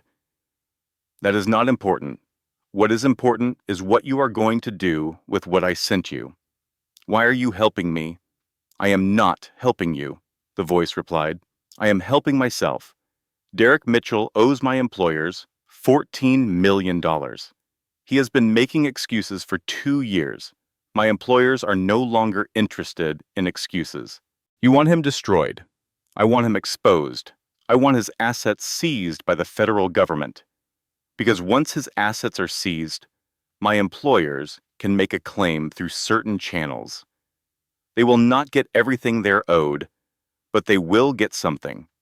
And Derek Mitchell will get prison, which is better than what my employers originally planned for him." Rachel processed this information quickly. "You are offering me a deal. I am offering you a choice. Use this evidence to take Derek down through legal channels, and everyone gets something they want. You get your custody case, my employers get their money, and Derek gets what he deserves." The voice paused. "Or do not use it. Sign the custody agreement, lose your daughter, and my employers will handle Derek Mitchell their own way, which will be much messier for everyone involved." Rachel closed her eyes, weighing her options. She could use this evidence, turn it over to the FBI, claim she had received it anonymously. They would investigate. They would find more. Derek would go to prison, but she would also be accepting help from criminals, using evidence gathered through methods she did not want to think about. Was that who she wanted to be? Then she thought about her daughter, about what kind of life that little girl would have with Derek Mitchell as her father. And she made her choice. "Send me everything you have," she said into the phone. "Already done. Check your email again." There were 3 new files waiting, hundreds of pages of documentation, a roadmap to Derek Mitchell's complete destruction. "One more thing," the voice said. "There is a judge. Family court. Martha Coleman. She cannot be bought, cannot be intimidated. If you want to win your custody case, make sure it lands on her docket. How do I do that? That is your problem. I have given you the weapons. What you do with them is up to you. The line went dead. Rachel sat in the silence of her kitchen, looking at the custody agreement she had almost signed. Then she picked it up and tore it in half. She was not done fighting, not even close. Judge Martha Coleman had been Rachel's mentor in law school 15 years ago. She was known throughout the New York legal community as a judge who could not be bribed, threatened, or influenced. She also happened to owe Rachel a favor. Rachel made a phone call. "Martha," she said when the judge answered, "I need advice, off the record." "Rachel Carter? I thought you were on leave." "I was. I am. But I have gotten into a situation and I do not know who else to turn to." She told Martha everything: the undercover operation, the marriage, the pregnancy, Derek's threats, the evidence she had received from an anonymous source. Martha listened in silence. When Rachel was done, the judge was quiet for a long moment. "You went too far, Rachel," Martha finally said. "You know that. Your methods were illegal, your mission was unauthorized, and you have compromised yourself professionally and personally." "I know," Rachel whispered, "but that does not mean you have to lose your child to a criminal." Martha's voice shifted, becoming businesslike and practical. "Here's what you are going to do. Forget about your federal case. Forget about being a prosecutor. Right now, you are a mother trying to protect your child. That is all that matters. What about the evidence? The anonymous evidence can go to the FBI through proper channels. You received it unsolicited. You have an obligation to report potential criminal activity. That is not illegal. That is being a good citizen. In the custody case, you build it from scratch, not as a prosecutor, as a wife and mother who has been emotionally abused by her husband. You document everything using legal methods, time-stamped journal entries in your own handwriting, photographs with metadata, witness statements from people who have seen how he treats you. Rachel felt hope flickering in her chest. Can that be enough? In family court, you do not need beyond reasonable doubt. You need best interest of the child. And I can tell you from 20 years on the bench that judges do not look kindly on husbands who bring their mistresses to live in the family home while their wives are pregnant. Martha paused. Start today. Document everything. And Rachel, find yourself a good family law attorney. Someone who is not afraid of Derek Mitchell's money or connections. Do you know someone? I know several someones. I will send you a list. Rachel closed her eyes, tears of relief streaming down her face. Thank you, Martha. Do not thank me yet. You have a long fight ahead of you, but you are one of the strongest people I have ever known. If anyone can survive this, it is you. When Rachel hung up the phone, she felt like a different person. Not a defeated woman signing away her rights, a mother preparing for war. Over the next 2 weeks, Rachel followed Martha's guidance meticulously. She documented every cruel word Derek spoke. She photographed every bruise from Madison's continuing harassment. She gathered statements from household staff who had witnessed things they were not supposed to see. She also submitted the anonymous financial evidence to the FBI through their public tip line, identifying herself only as a concerned citizen who had received disturbing documents in the mail. When she was ready, she presented Derek with new terms. Joint custody, 50-50 split of all visible assets, a quiet divorce with no public accusations or counter-accusations. Derek studied the documents his lawyers had prepared, clearly surprised by Rachel's sudden backbone. "You have been busy," he said. "I have been thinking," Rachel replied calmly, "about what is best for our daughter. And what is best is parents who can coexist peacefully. This agreement gives us both what we want." Derek was suspicious, but the terms were reasonable enough that his lawyers advised him to accept. He still had his secrets protected. He still had his reputation intact. And he would still have access to his child. Fine, he said, signing the documents. We have a deal. Rachel thought she had won, not completely, but enough to protect herself and her baby. Then, on the night before the divorce was supposed to be finalized, Madison announced that she was pregnant, Derek's baby. Rachel watched her husband's face transform as the news sank in. She saw the calculations happening behind his eyes. 2 children, one with Rachel, tainted by the mess of their relationship, one with Madison, born into a clean slate, 2 potential heirs, 2 potential bargaining chips, 2 potential weapons. Derek tore up the custody agreement in front of Rachel. I changed my mind, he said, smiling. Madison is giving me what you never could: loyalty, enthusiasm, a fresh start. We had a deal, Rachel said, her voice cracking. Deals change. I am filing for primary custody tomorrow morning, and with everything my lawyers have on your little undercover adventure, I do not think any judge in this state is going to side with you. He walked toward the door, then paused. You should have signed when you had the chance, Rachel. Now you get nothing. Rachel stood in the ruins of her carefully constructed counterattack, watching 3 years of work and 2 weeks of hope crumble into dust. She had been so close to protecting her daughter, and now it was all gone, again. Rachel did not cry this time. She did not beg or plead or negotiate. She simply nodded and walked away while Derek and Madison celebrated their victory with champagne. They thought she was broken. They were wrong.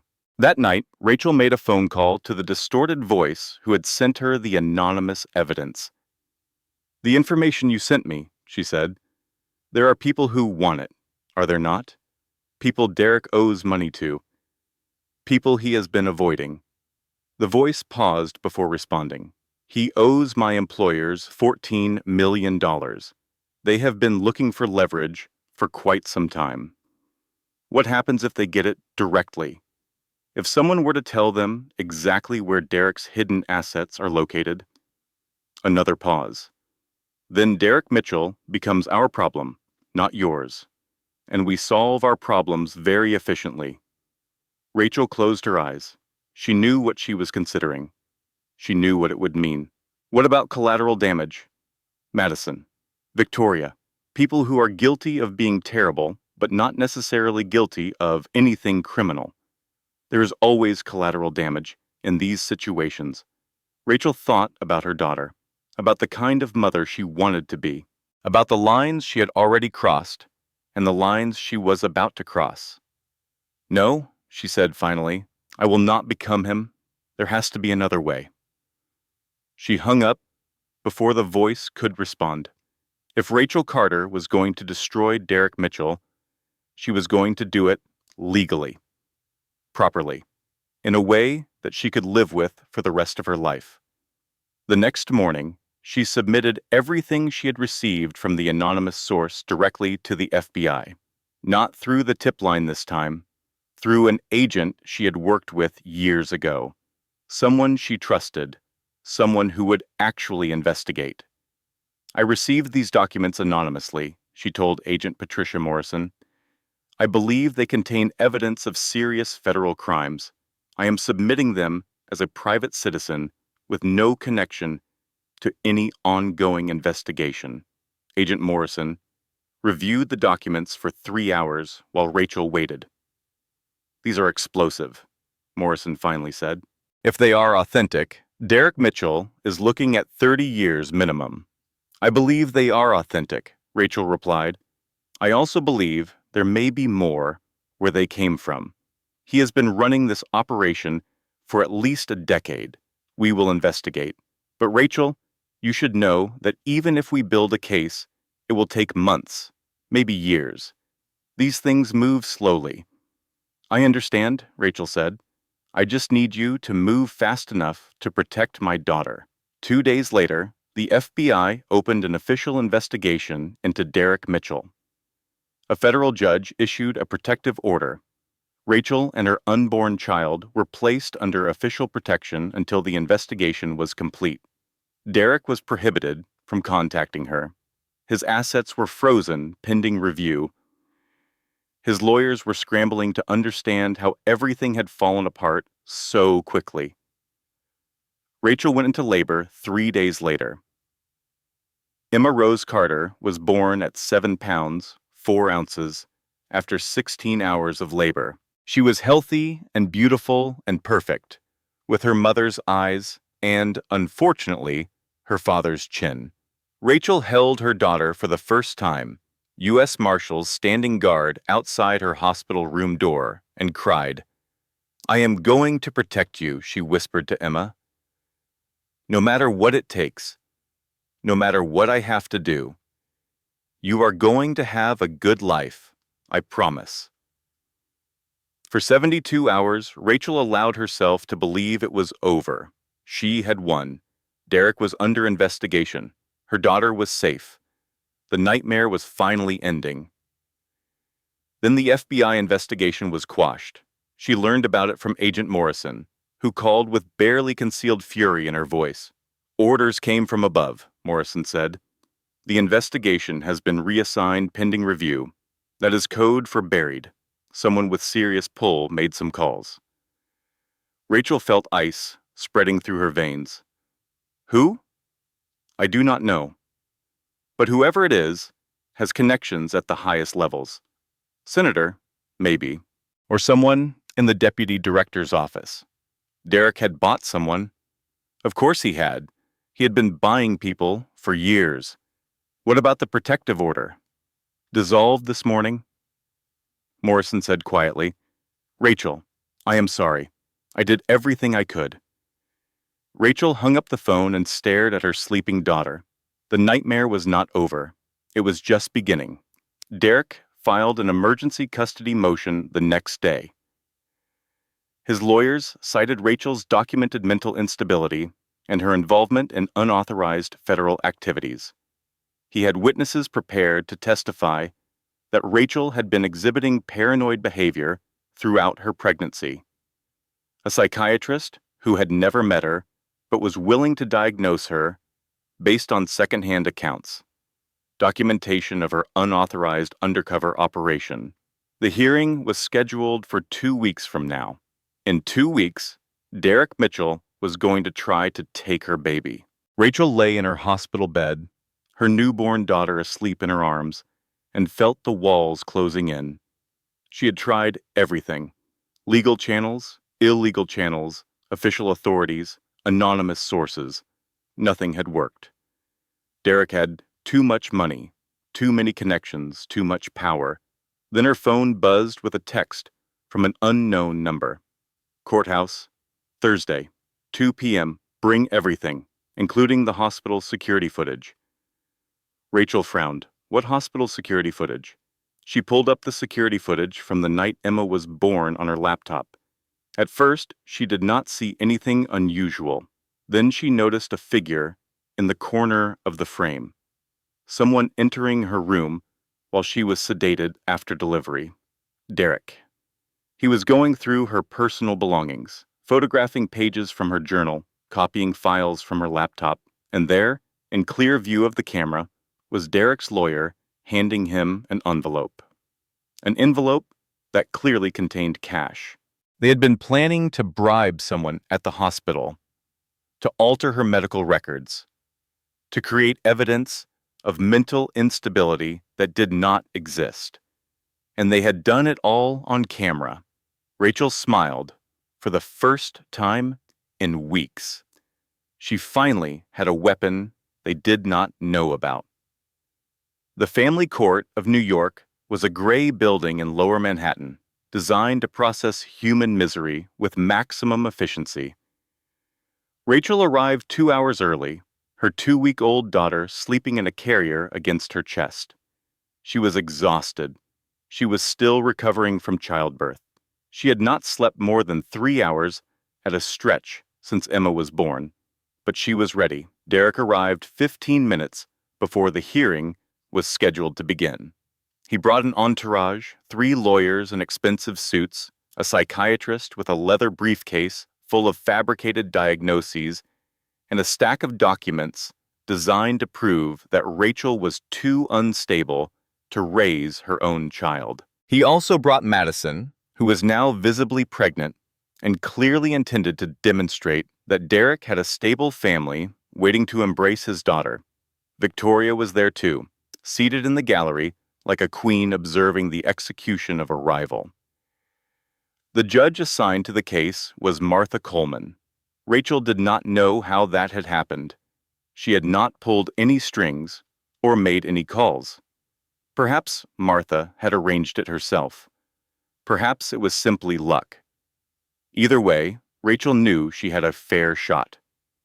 Derek's lead counsel opened with a devastating summary of Rachel's supposed crimes. Your Honor, my client's wife is a federal agent who conducted an illegal, undercover operation that involved marrying him under false pretenses. She violated his civil rights, invaded his privacy, and has demonstrated persistent paranoid ideation throughout their marriage. The lawyer held up a thick folder. I have documentation from mental health professionals indicating that Mr. Carter has exhibited signs of severe paranoia, delusions of persecution, and an inability to distinguish fantasy from reality. For the safety of his daughter, my client requests primary custody. Judge Coleman listened impassively, then turned to Rachel. Ms. Carter, I understand you are representing yourself. Do you wish to respond? Rachel stood slowly, careful not to wake Emma. Your Honor, everything opposing counsel just said is technically accurate. I did conduct an investigation into Derek Mitchell. I did marry him as part of that investigation. I did make mistakes. Serious mistakes that I am fully prepared to answer for. She paused, letting the admission hang in the air. But I also did something else. I documented 3 years of criminal activity. I witnessed my husband's mistress physically assault me while I was pregnant. I recorded my husband planning to manufacture mental health evidence to steal custody of my child. Rachel reached into her bag and pulled out a folder of her own. I have journal entries documenting every incident of emotional abuse. I have photographs of bruises. I have witness statements from household staff who saw what was happening. I have financial records showing that my husband has been laundering money for over a decade. Derek shifted uncomfortably in his seat. And I have this, Rachel continued, security footage from the hospital where I gave birth. She handed a flash drive to the bailiff, who connected it to the courtroom's display system. The footage began playing. Derek entering Rachel's room while she was sedated. Derek going through her belongings. Derek's lawyer handing him an envelope of cash. The courtroom went silent. What you are watching, Rachel said, is my husband and his attorney attempting to bribe hospital staff to alter my medical records. They were planning to create false documentation of mental instability that could be used against me in exactly this proceeding. Derek's face went white. His lawyers huddled together, whispering furiously. Rachel continued. The security cameras at that hospital were installed 2 years ago after a theft incident. Every inch of the maternity ward is recorded. My husband forgot about those cameras. He thought he could do whatever he wanted without consequences. She turned to look at Derek directly. He was wrong. Judge Coleman held up her hand for silence. Mr. Mitchell, do you wish to respond to this evidence?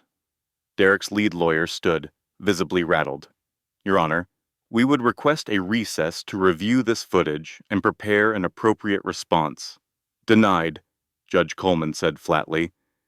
This is an emergency custody hearing. The welfare of a 2-week-old child is at stake. You can review the footage while I hear from any other witnesses Ms. Carter wishes to present. Rachel took a deep breath. Your Honor, I would like to call Madison Wells to the stand. Madison looked up, startled. Her eyes darted to Derek, who gave a small shake of his head. Madison does not have to testify, Derek's lawyer interjected. She is not a party to this proceeding. Actually, Rachel said, Ms. Wells is relevant to the custody determination. She is currently living in my husband's home, pregnant with his child, and will presumably be involved in raising my daughter if custody is awarded to him. Judge Coleman nodded. Ms. Wells, please take the stand. Madison walked to the witness box like she was approaching a firing squad. Ms. Wells, Rachel began, how long have you been in a relationship with my husband? Madison glanced at Derek, then at the judge. I do not see how that is relevant. Please answer the question, Judge Coleman instructed. About 8 months, Madison admitted. And during those 8 months, did you ever witness any interactions between Mr. Mitchell and myself? Madison hesitated. I saw some things. Can you describe what you saw? Madison's jaw tightened. I saw you being dramatic and difficult. I saw you trying to manipulate Derek with your pregnancy. Rachel nodded. Did you ever see me being physically aggressive toward anyone? No, Madison admitted reluctantly. Did you ever see me behaving in a way that seemed mentally unstable? Having delusions? Losing touch with reality? Madison was silent. Ms. Wells, Judge Coleman prompted. Please answer the question. No, Madison finally said. She was annoyingly calm, actually. No matter what we said to her. Rachel let that answer hang in the air for a moment. One more question. Did you ever deliberately trip me or push me while I was pregnant? Madison's face flushed red. That was an accident. I already explained that. So you did make physical contact with me while I was pregnant?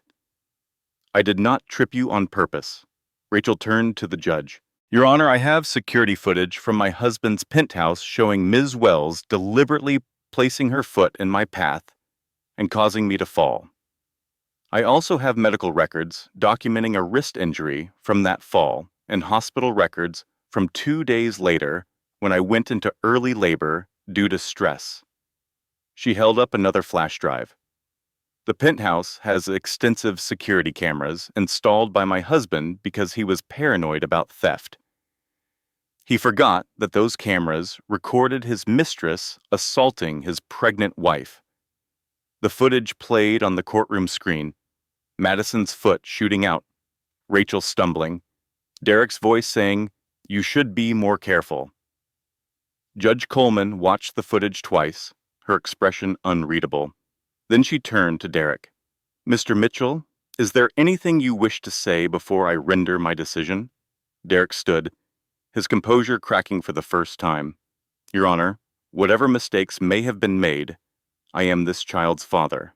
I have the financial resources to provide for her. I have a stable home, a support system, a future planned. Judge Coleman cut him off. Mr. Mitchell, I have seen enough. I have watched you attempt to bribe hospital staff. I have watched your mistress assault your pregnant wife. I have reviewed evidence suggesting that you have been manufacturing false mental health documentation. She leaned forward.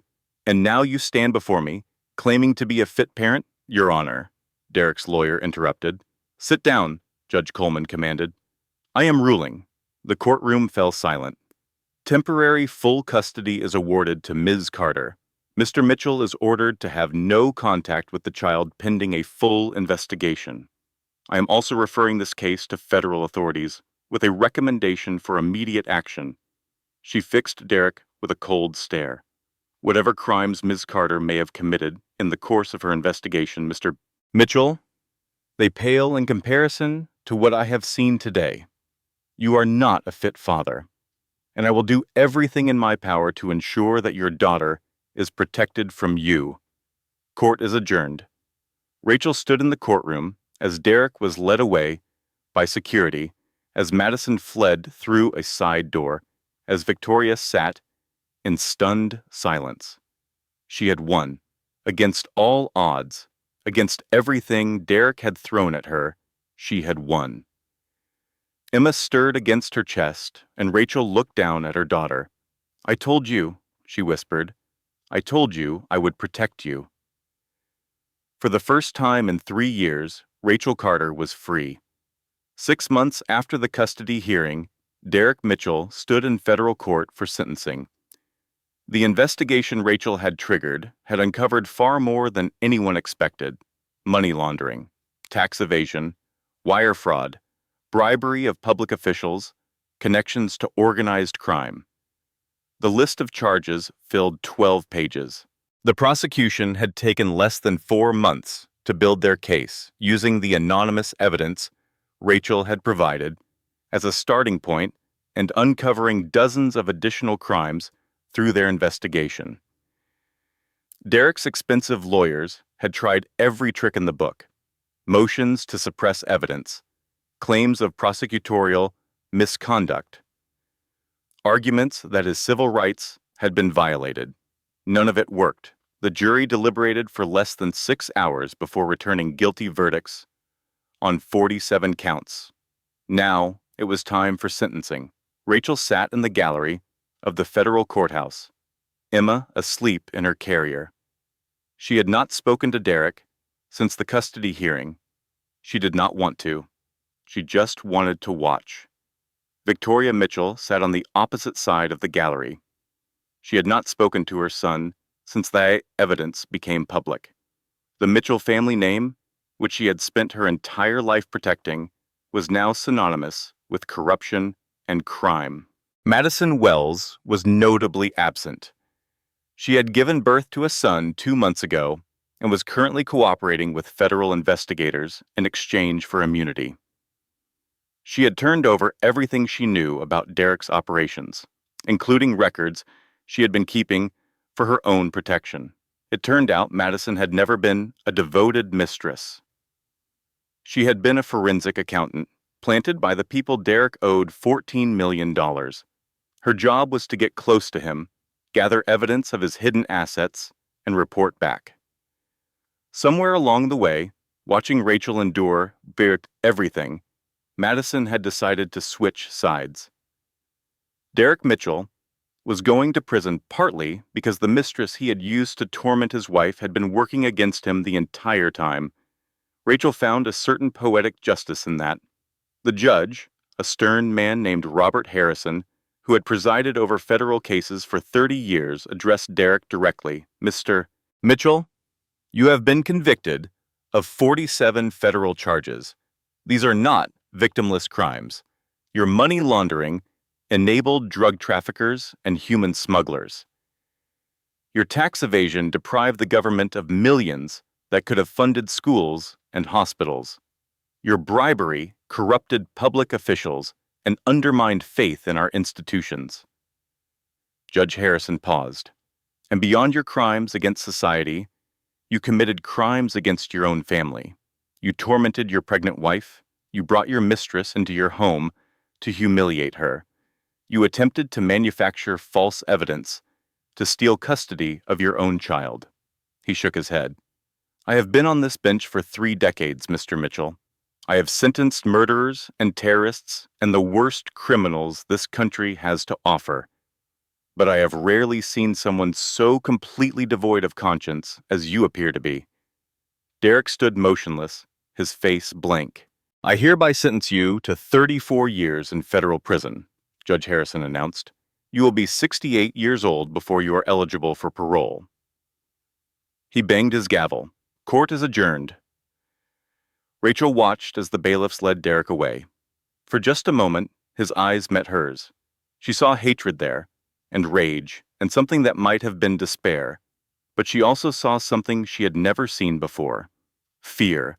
The man who had called her weak, who had said she had no power, who had promised to destroy her completely, was now the one who was powerless.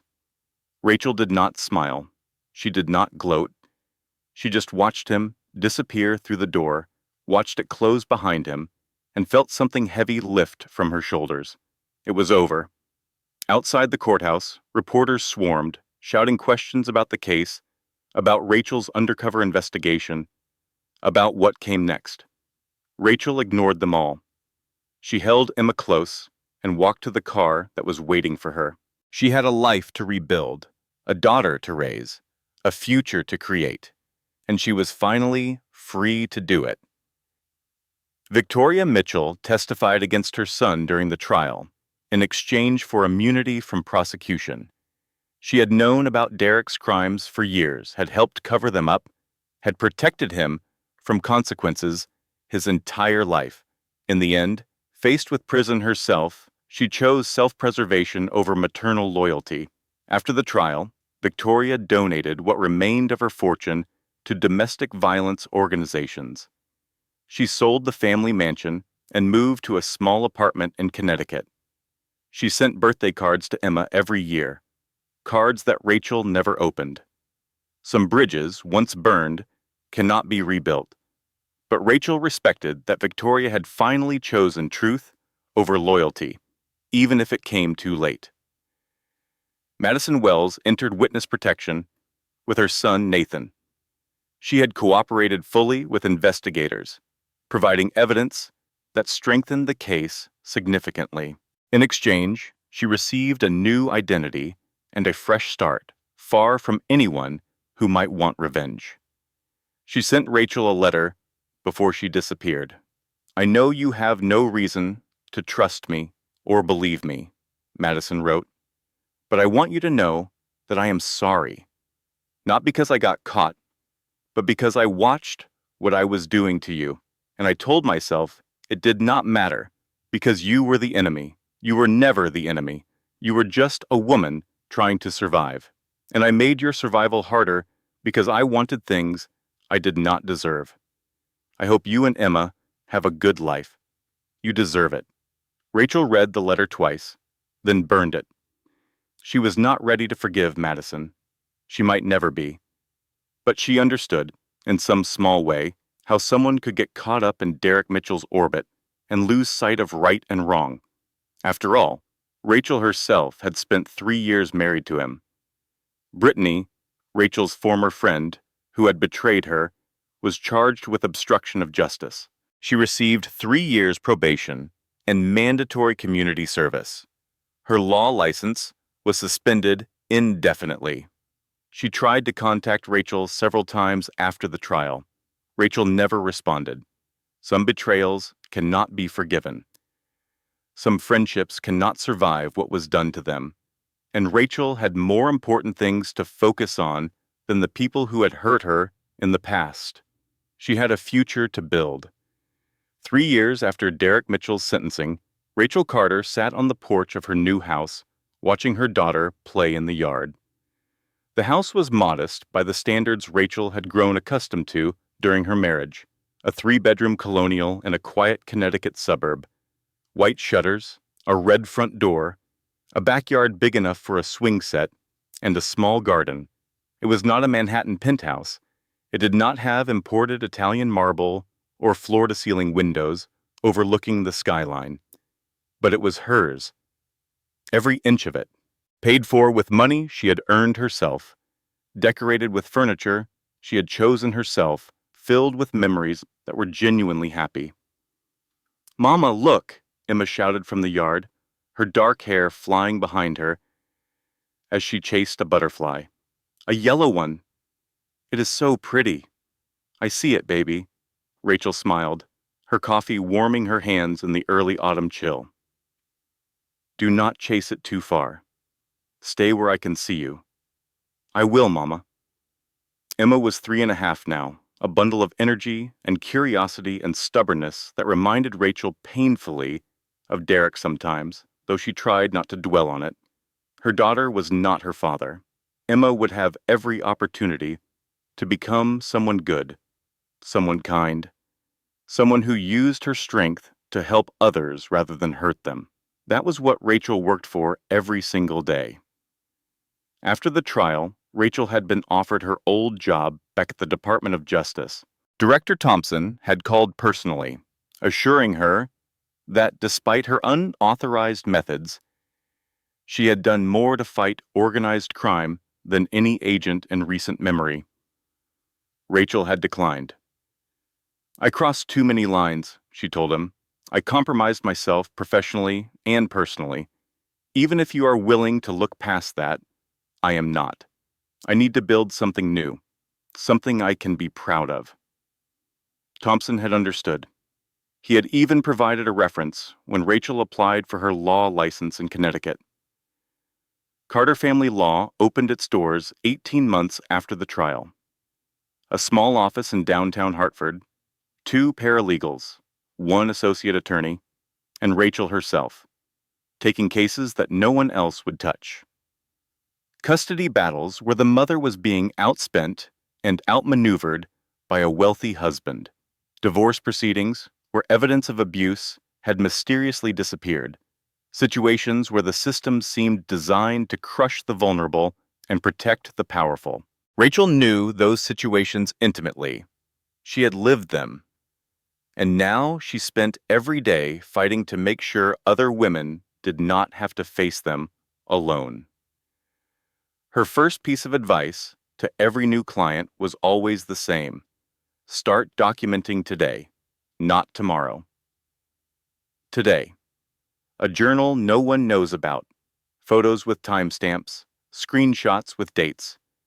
By the time you need evidence, you will wish you had started gathering it earlier. Find your people. A lawyer who believes you. A friend who cannot be bought. Someone who will answer the phone at 2 in the morning when everything is falling apart. You cannot fight this battle alone. The system is broken. I will not pretend otherwise. But it is not completely closed. There are still judges who see the truth. There are still paths to justice. You just have to know where to look and be prepared to fight harder than you ever thought possible. In her first year, Rachel helped 47 women. In her second year, she trained other attorneys in her documentation methods. In her third year, she testified before the Connecticut legislature about reforms needed in the family court system. She was making a difference, one case at a time, one family at a time, one woman at a time. But the greatest change was not in her career. It was in her heart. The screen door opened behind her, and Marcus stepped onto the porch carrying 2 plates of pancakes. Marcus Johnson, 38 years old, firefighter, the kind of man who made Rachel feel safe in a way she had never experienced before. They had met at a charity event 2 years ago. Rachel had been speaking about domestic violence awareness. Marcus had been there, representing his firehouse, which sponsored the organization hosting the event. He had approached her afterward, not to ask for her phone number or compliment her appearance, but to ask how firefighters could better support abuse survivors they encountered on emergency calls. That was the moment Rachel knew he was different. Their relationship had developed slowly. Rachel was not ready to trust again. Not after everything she had been through. Marcus was patient. He never pushed. He just showed up, day after day, proving through his actions that not all men were monsters. He was gentle with Emma, patient with Rachel's occasional flashbacks, and completely uninterested in anything resembling corporate finance. He made her laugh. He held her when she cried. He loved her without conditions or calculations.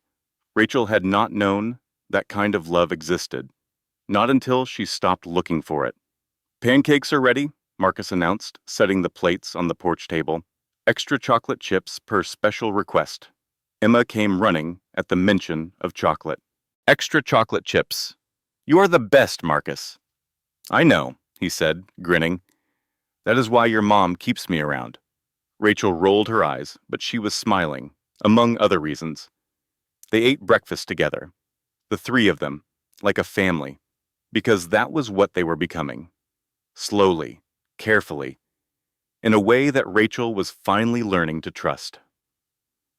After breakfast, Marcus took Emma to the park, giving Rachel time to work on the case file waiting on her desk. Another custody battle. Another woman being told she was not good enough, not stable enough, not wealthy enough to raise her own children. Rachel was reviewing witness statements when her doorbell rang. She was not expecting anyone. Marcus had a key. Her clients always called ahead. She opened the door to find a woman standing on her porch, young, maybe mid-20s, pregnant, terrified. Her hands were trembling. Her eyes were red from crying. She wore long sleeves, despite the warmth of the September afternoon, the kind of long sleeves that concealed bruises. Rachel recognized this woman. Not her face, which she had never seen before, but her fear, her desperation, the look of someone who had reached the end of her rope and was clinging to the last strand. "Are you Rachel Carter?" the woman asked, her voice barely above a whisper.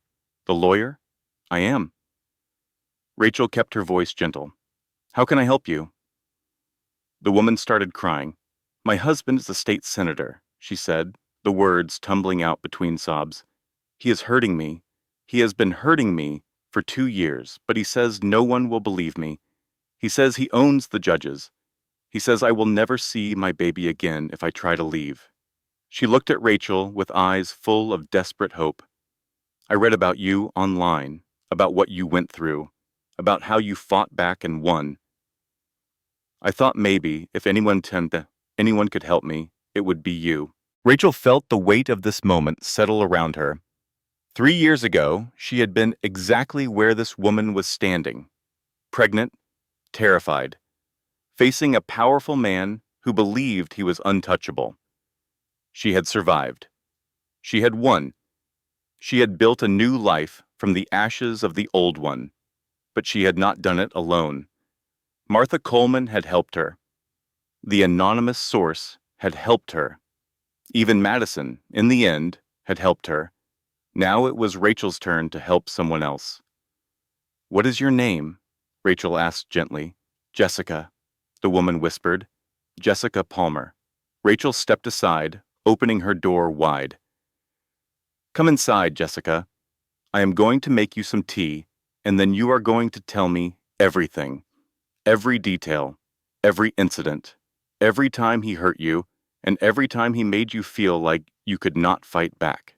She led Jessica into her home, into her practice, into the beginning of a fight that would change both their lives.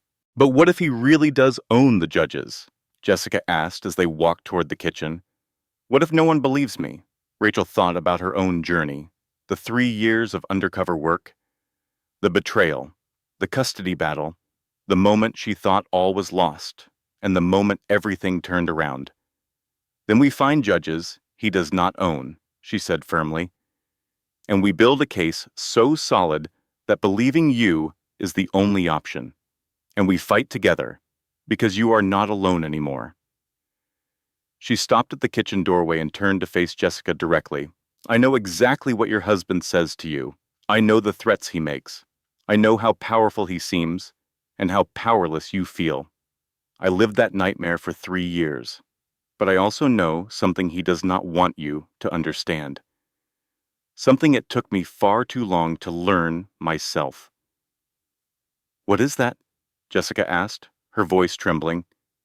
Rachel smiled, the same smile she had worn walking out of that courtroom 3 years ago. The smile of a woman who had learned that her greatest strength was not in fighting alone, but in helping others fight. "You are not weak," she said. "You have never been weak. You have been surviving a situation that would destroy most people. And the fact that you found the courage to come here today, that you stood up despite everything he has done to break you down, that proves you are stronger than he could ever understand." Jessica's tears were flowing freely now, but there was something else in her eyes. Hope. Rachel put her arm around Jessica's shoulders and guided her toward the kitchen. "Come on," she said gently. "Let me tell you about a woman who thought she was powerless once, and what happened when she remembered she was not." If Rachel's story touched your heart today, if it reminded you of your own strength when you needed it most, then I have one small request. Hit that subscribe button right now. Not for us. For the next person who needs to hear this message. Every time you subscribe, our story reaches someone new. Someone who is sitting alone tonight, wondering if they are strong enough to survive. Someone who needs to know that they are not as powerless as they feel. Turn on that notification bell so you never miss a story that could change your life or help you change someone else's. And in the comments, I want to hear from you. Where are you watching from tonight? New York, California, Texas, London, Sydney, Lagos, Manila. This family stretches across every corner of the world, and your voice matters here. And if you have ever been told you were too weak to fight back, tell us. What is the strength they underestimated in you? What power did they never see coming? Share this video with someone who needs it. A friend going through a hard time, a family member facing impossible odds, a stranger on the internet who might find hope in Rachel's journey. Because stories like this are not meant to be kept to ourselves. They are meant to be shared. They are meant to heal. They are meant to remind us all that we are never as alone as we feel. Thank you for being here. Thank you for being part of this family. Thank you for believing in stories that matter. Final statement. And one last thing before you go. This content was carefully researched, developed, and manually crafted by our team with one purpose in mind: to bring you stories that carry real meaning and lasting lessons. Every word was chosen intentionally. Every scene was built to resonate with your heart. Every character was created to reflect the struggles and triumphs of real people facing real challenges. We do not use shortcuts. We do not copy. We pour our hearts into every story because we believe you deserve content that respects your time and speaks to your soul. If you felt something today, if this story made you think or cry or hope, then we have done our job, and we will keep doing it, one story at a time, as long as you keep showing up. See you in the next one, family. The quietest person in the room might just be the one who changes everything.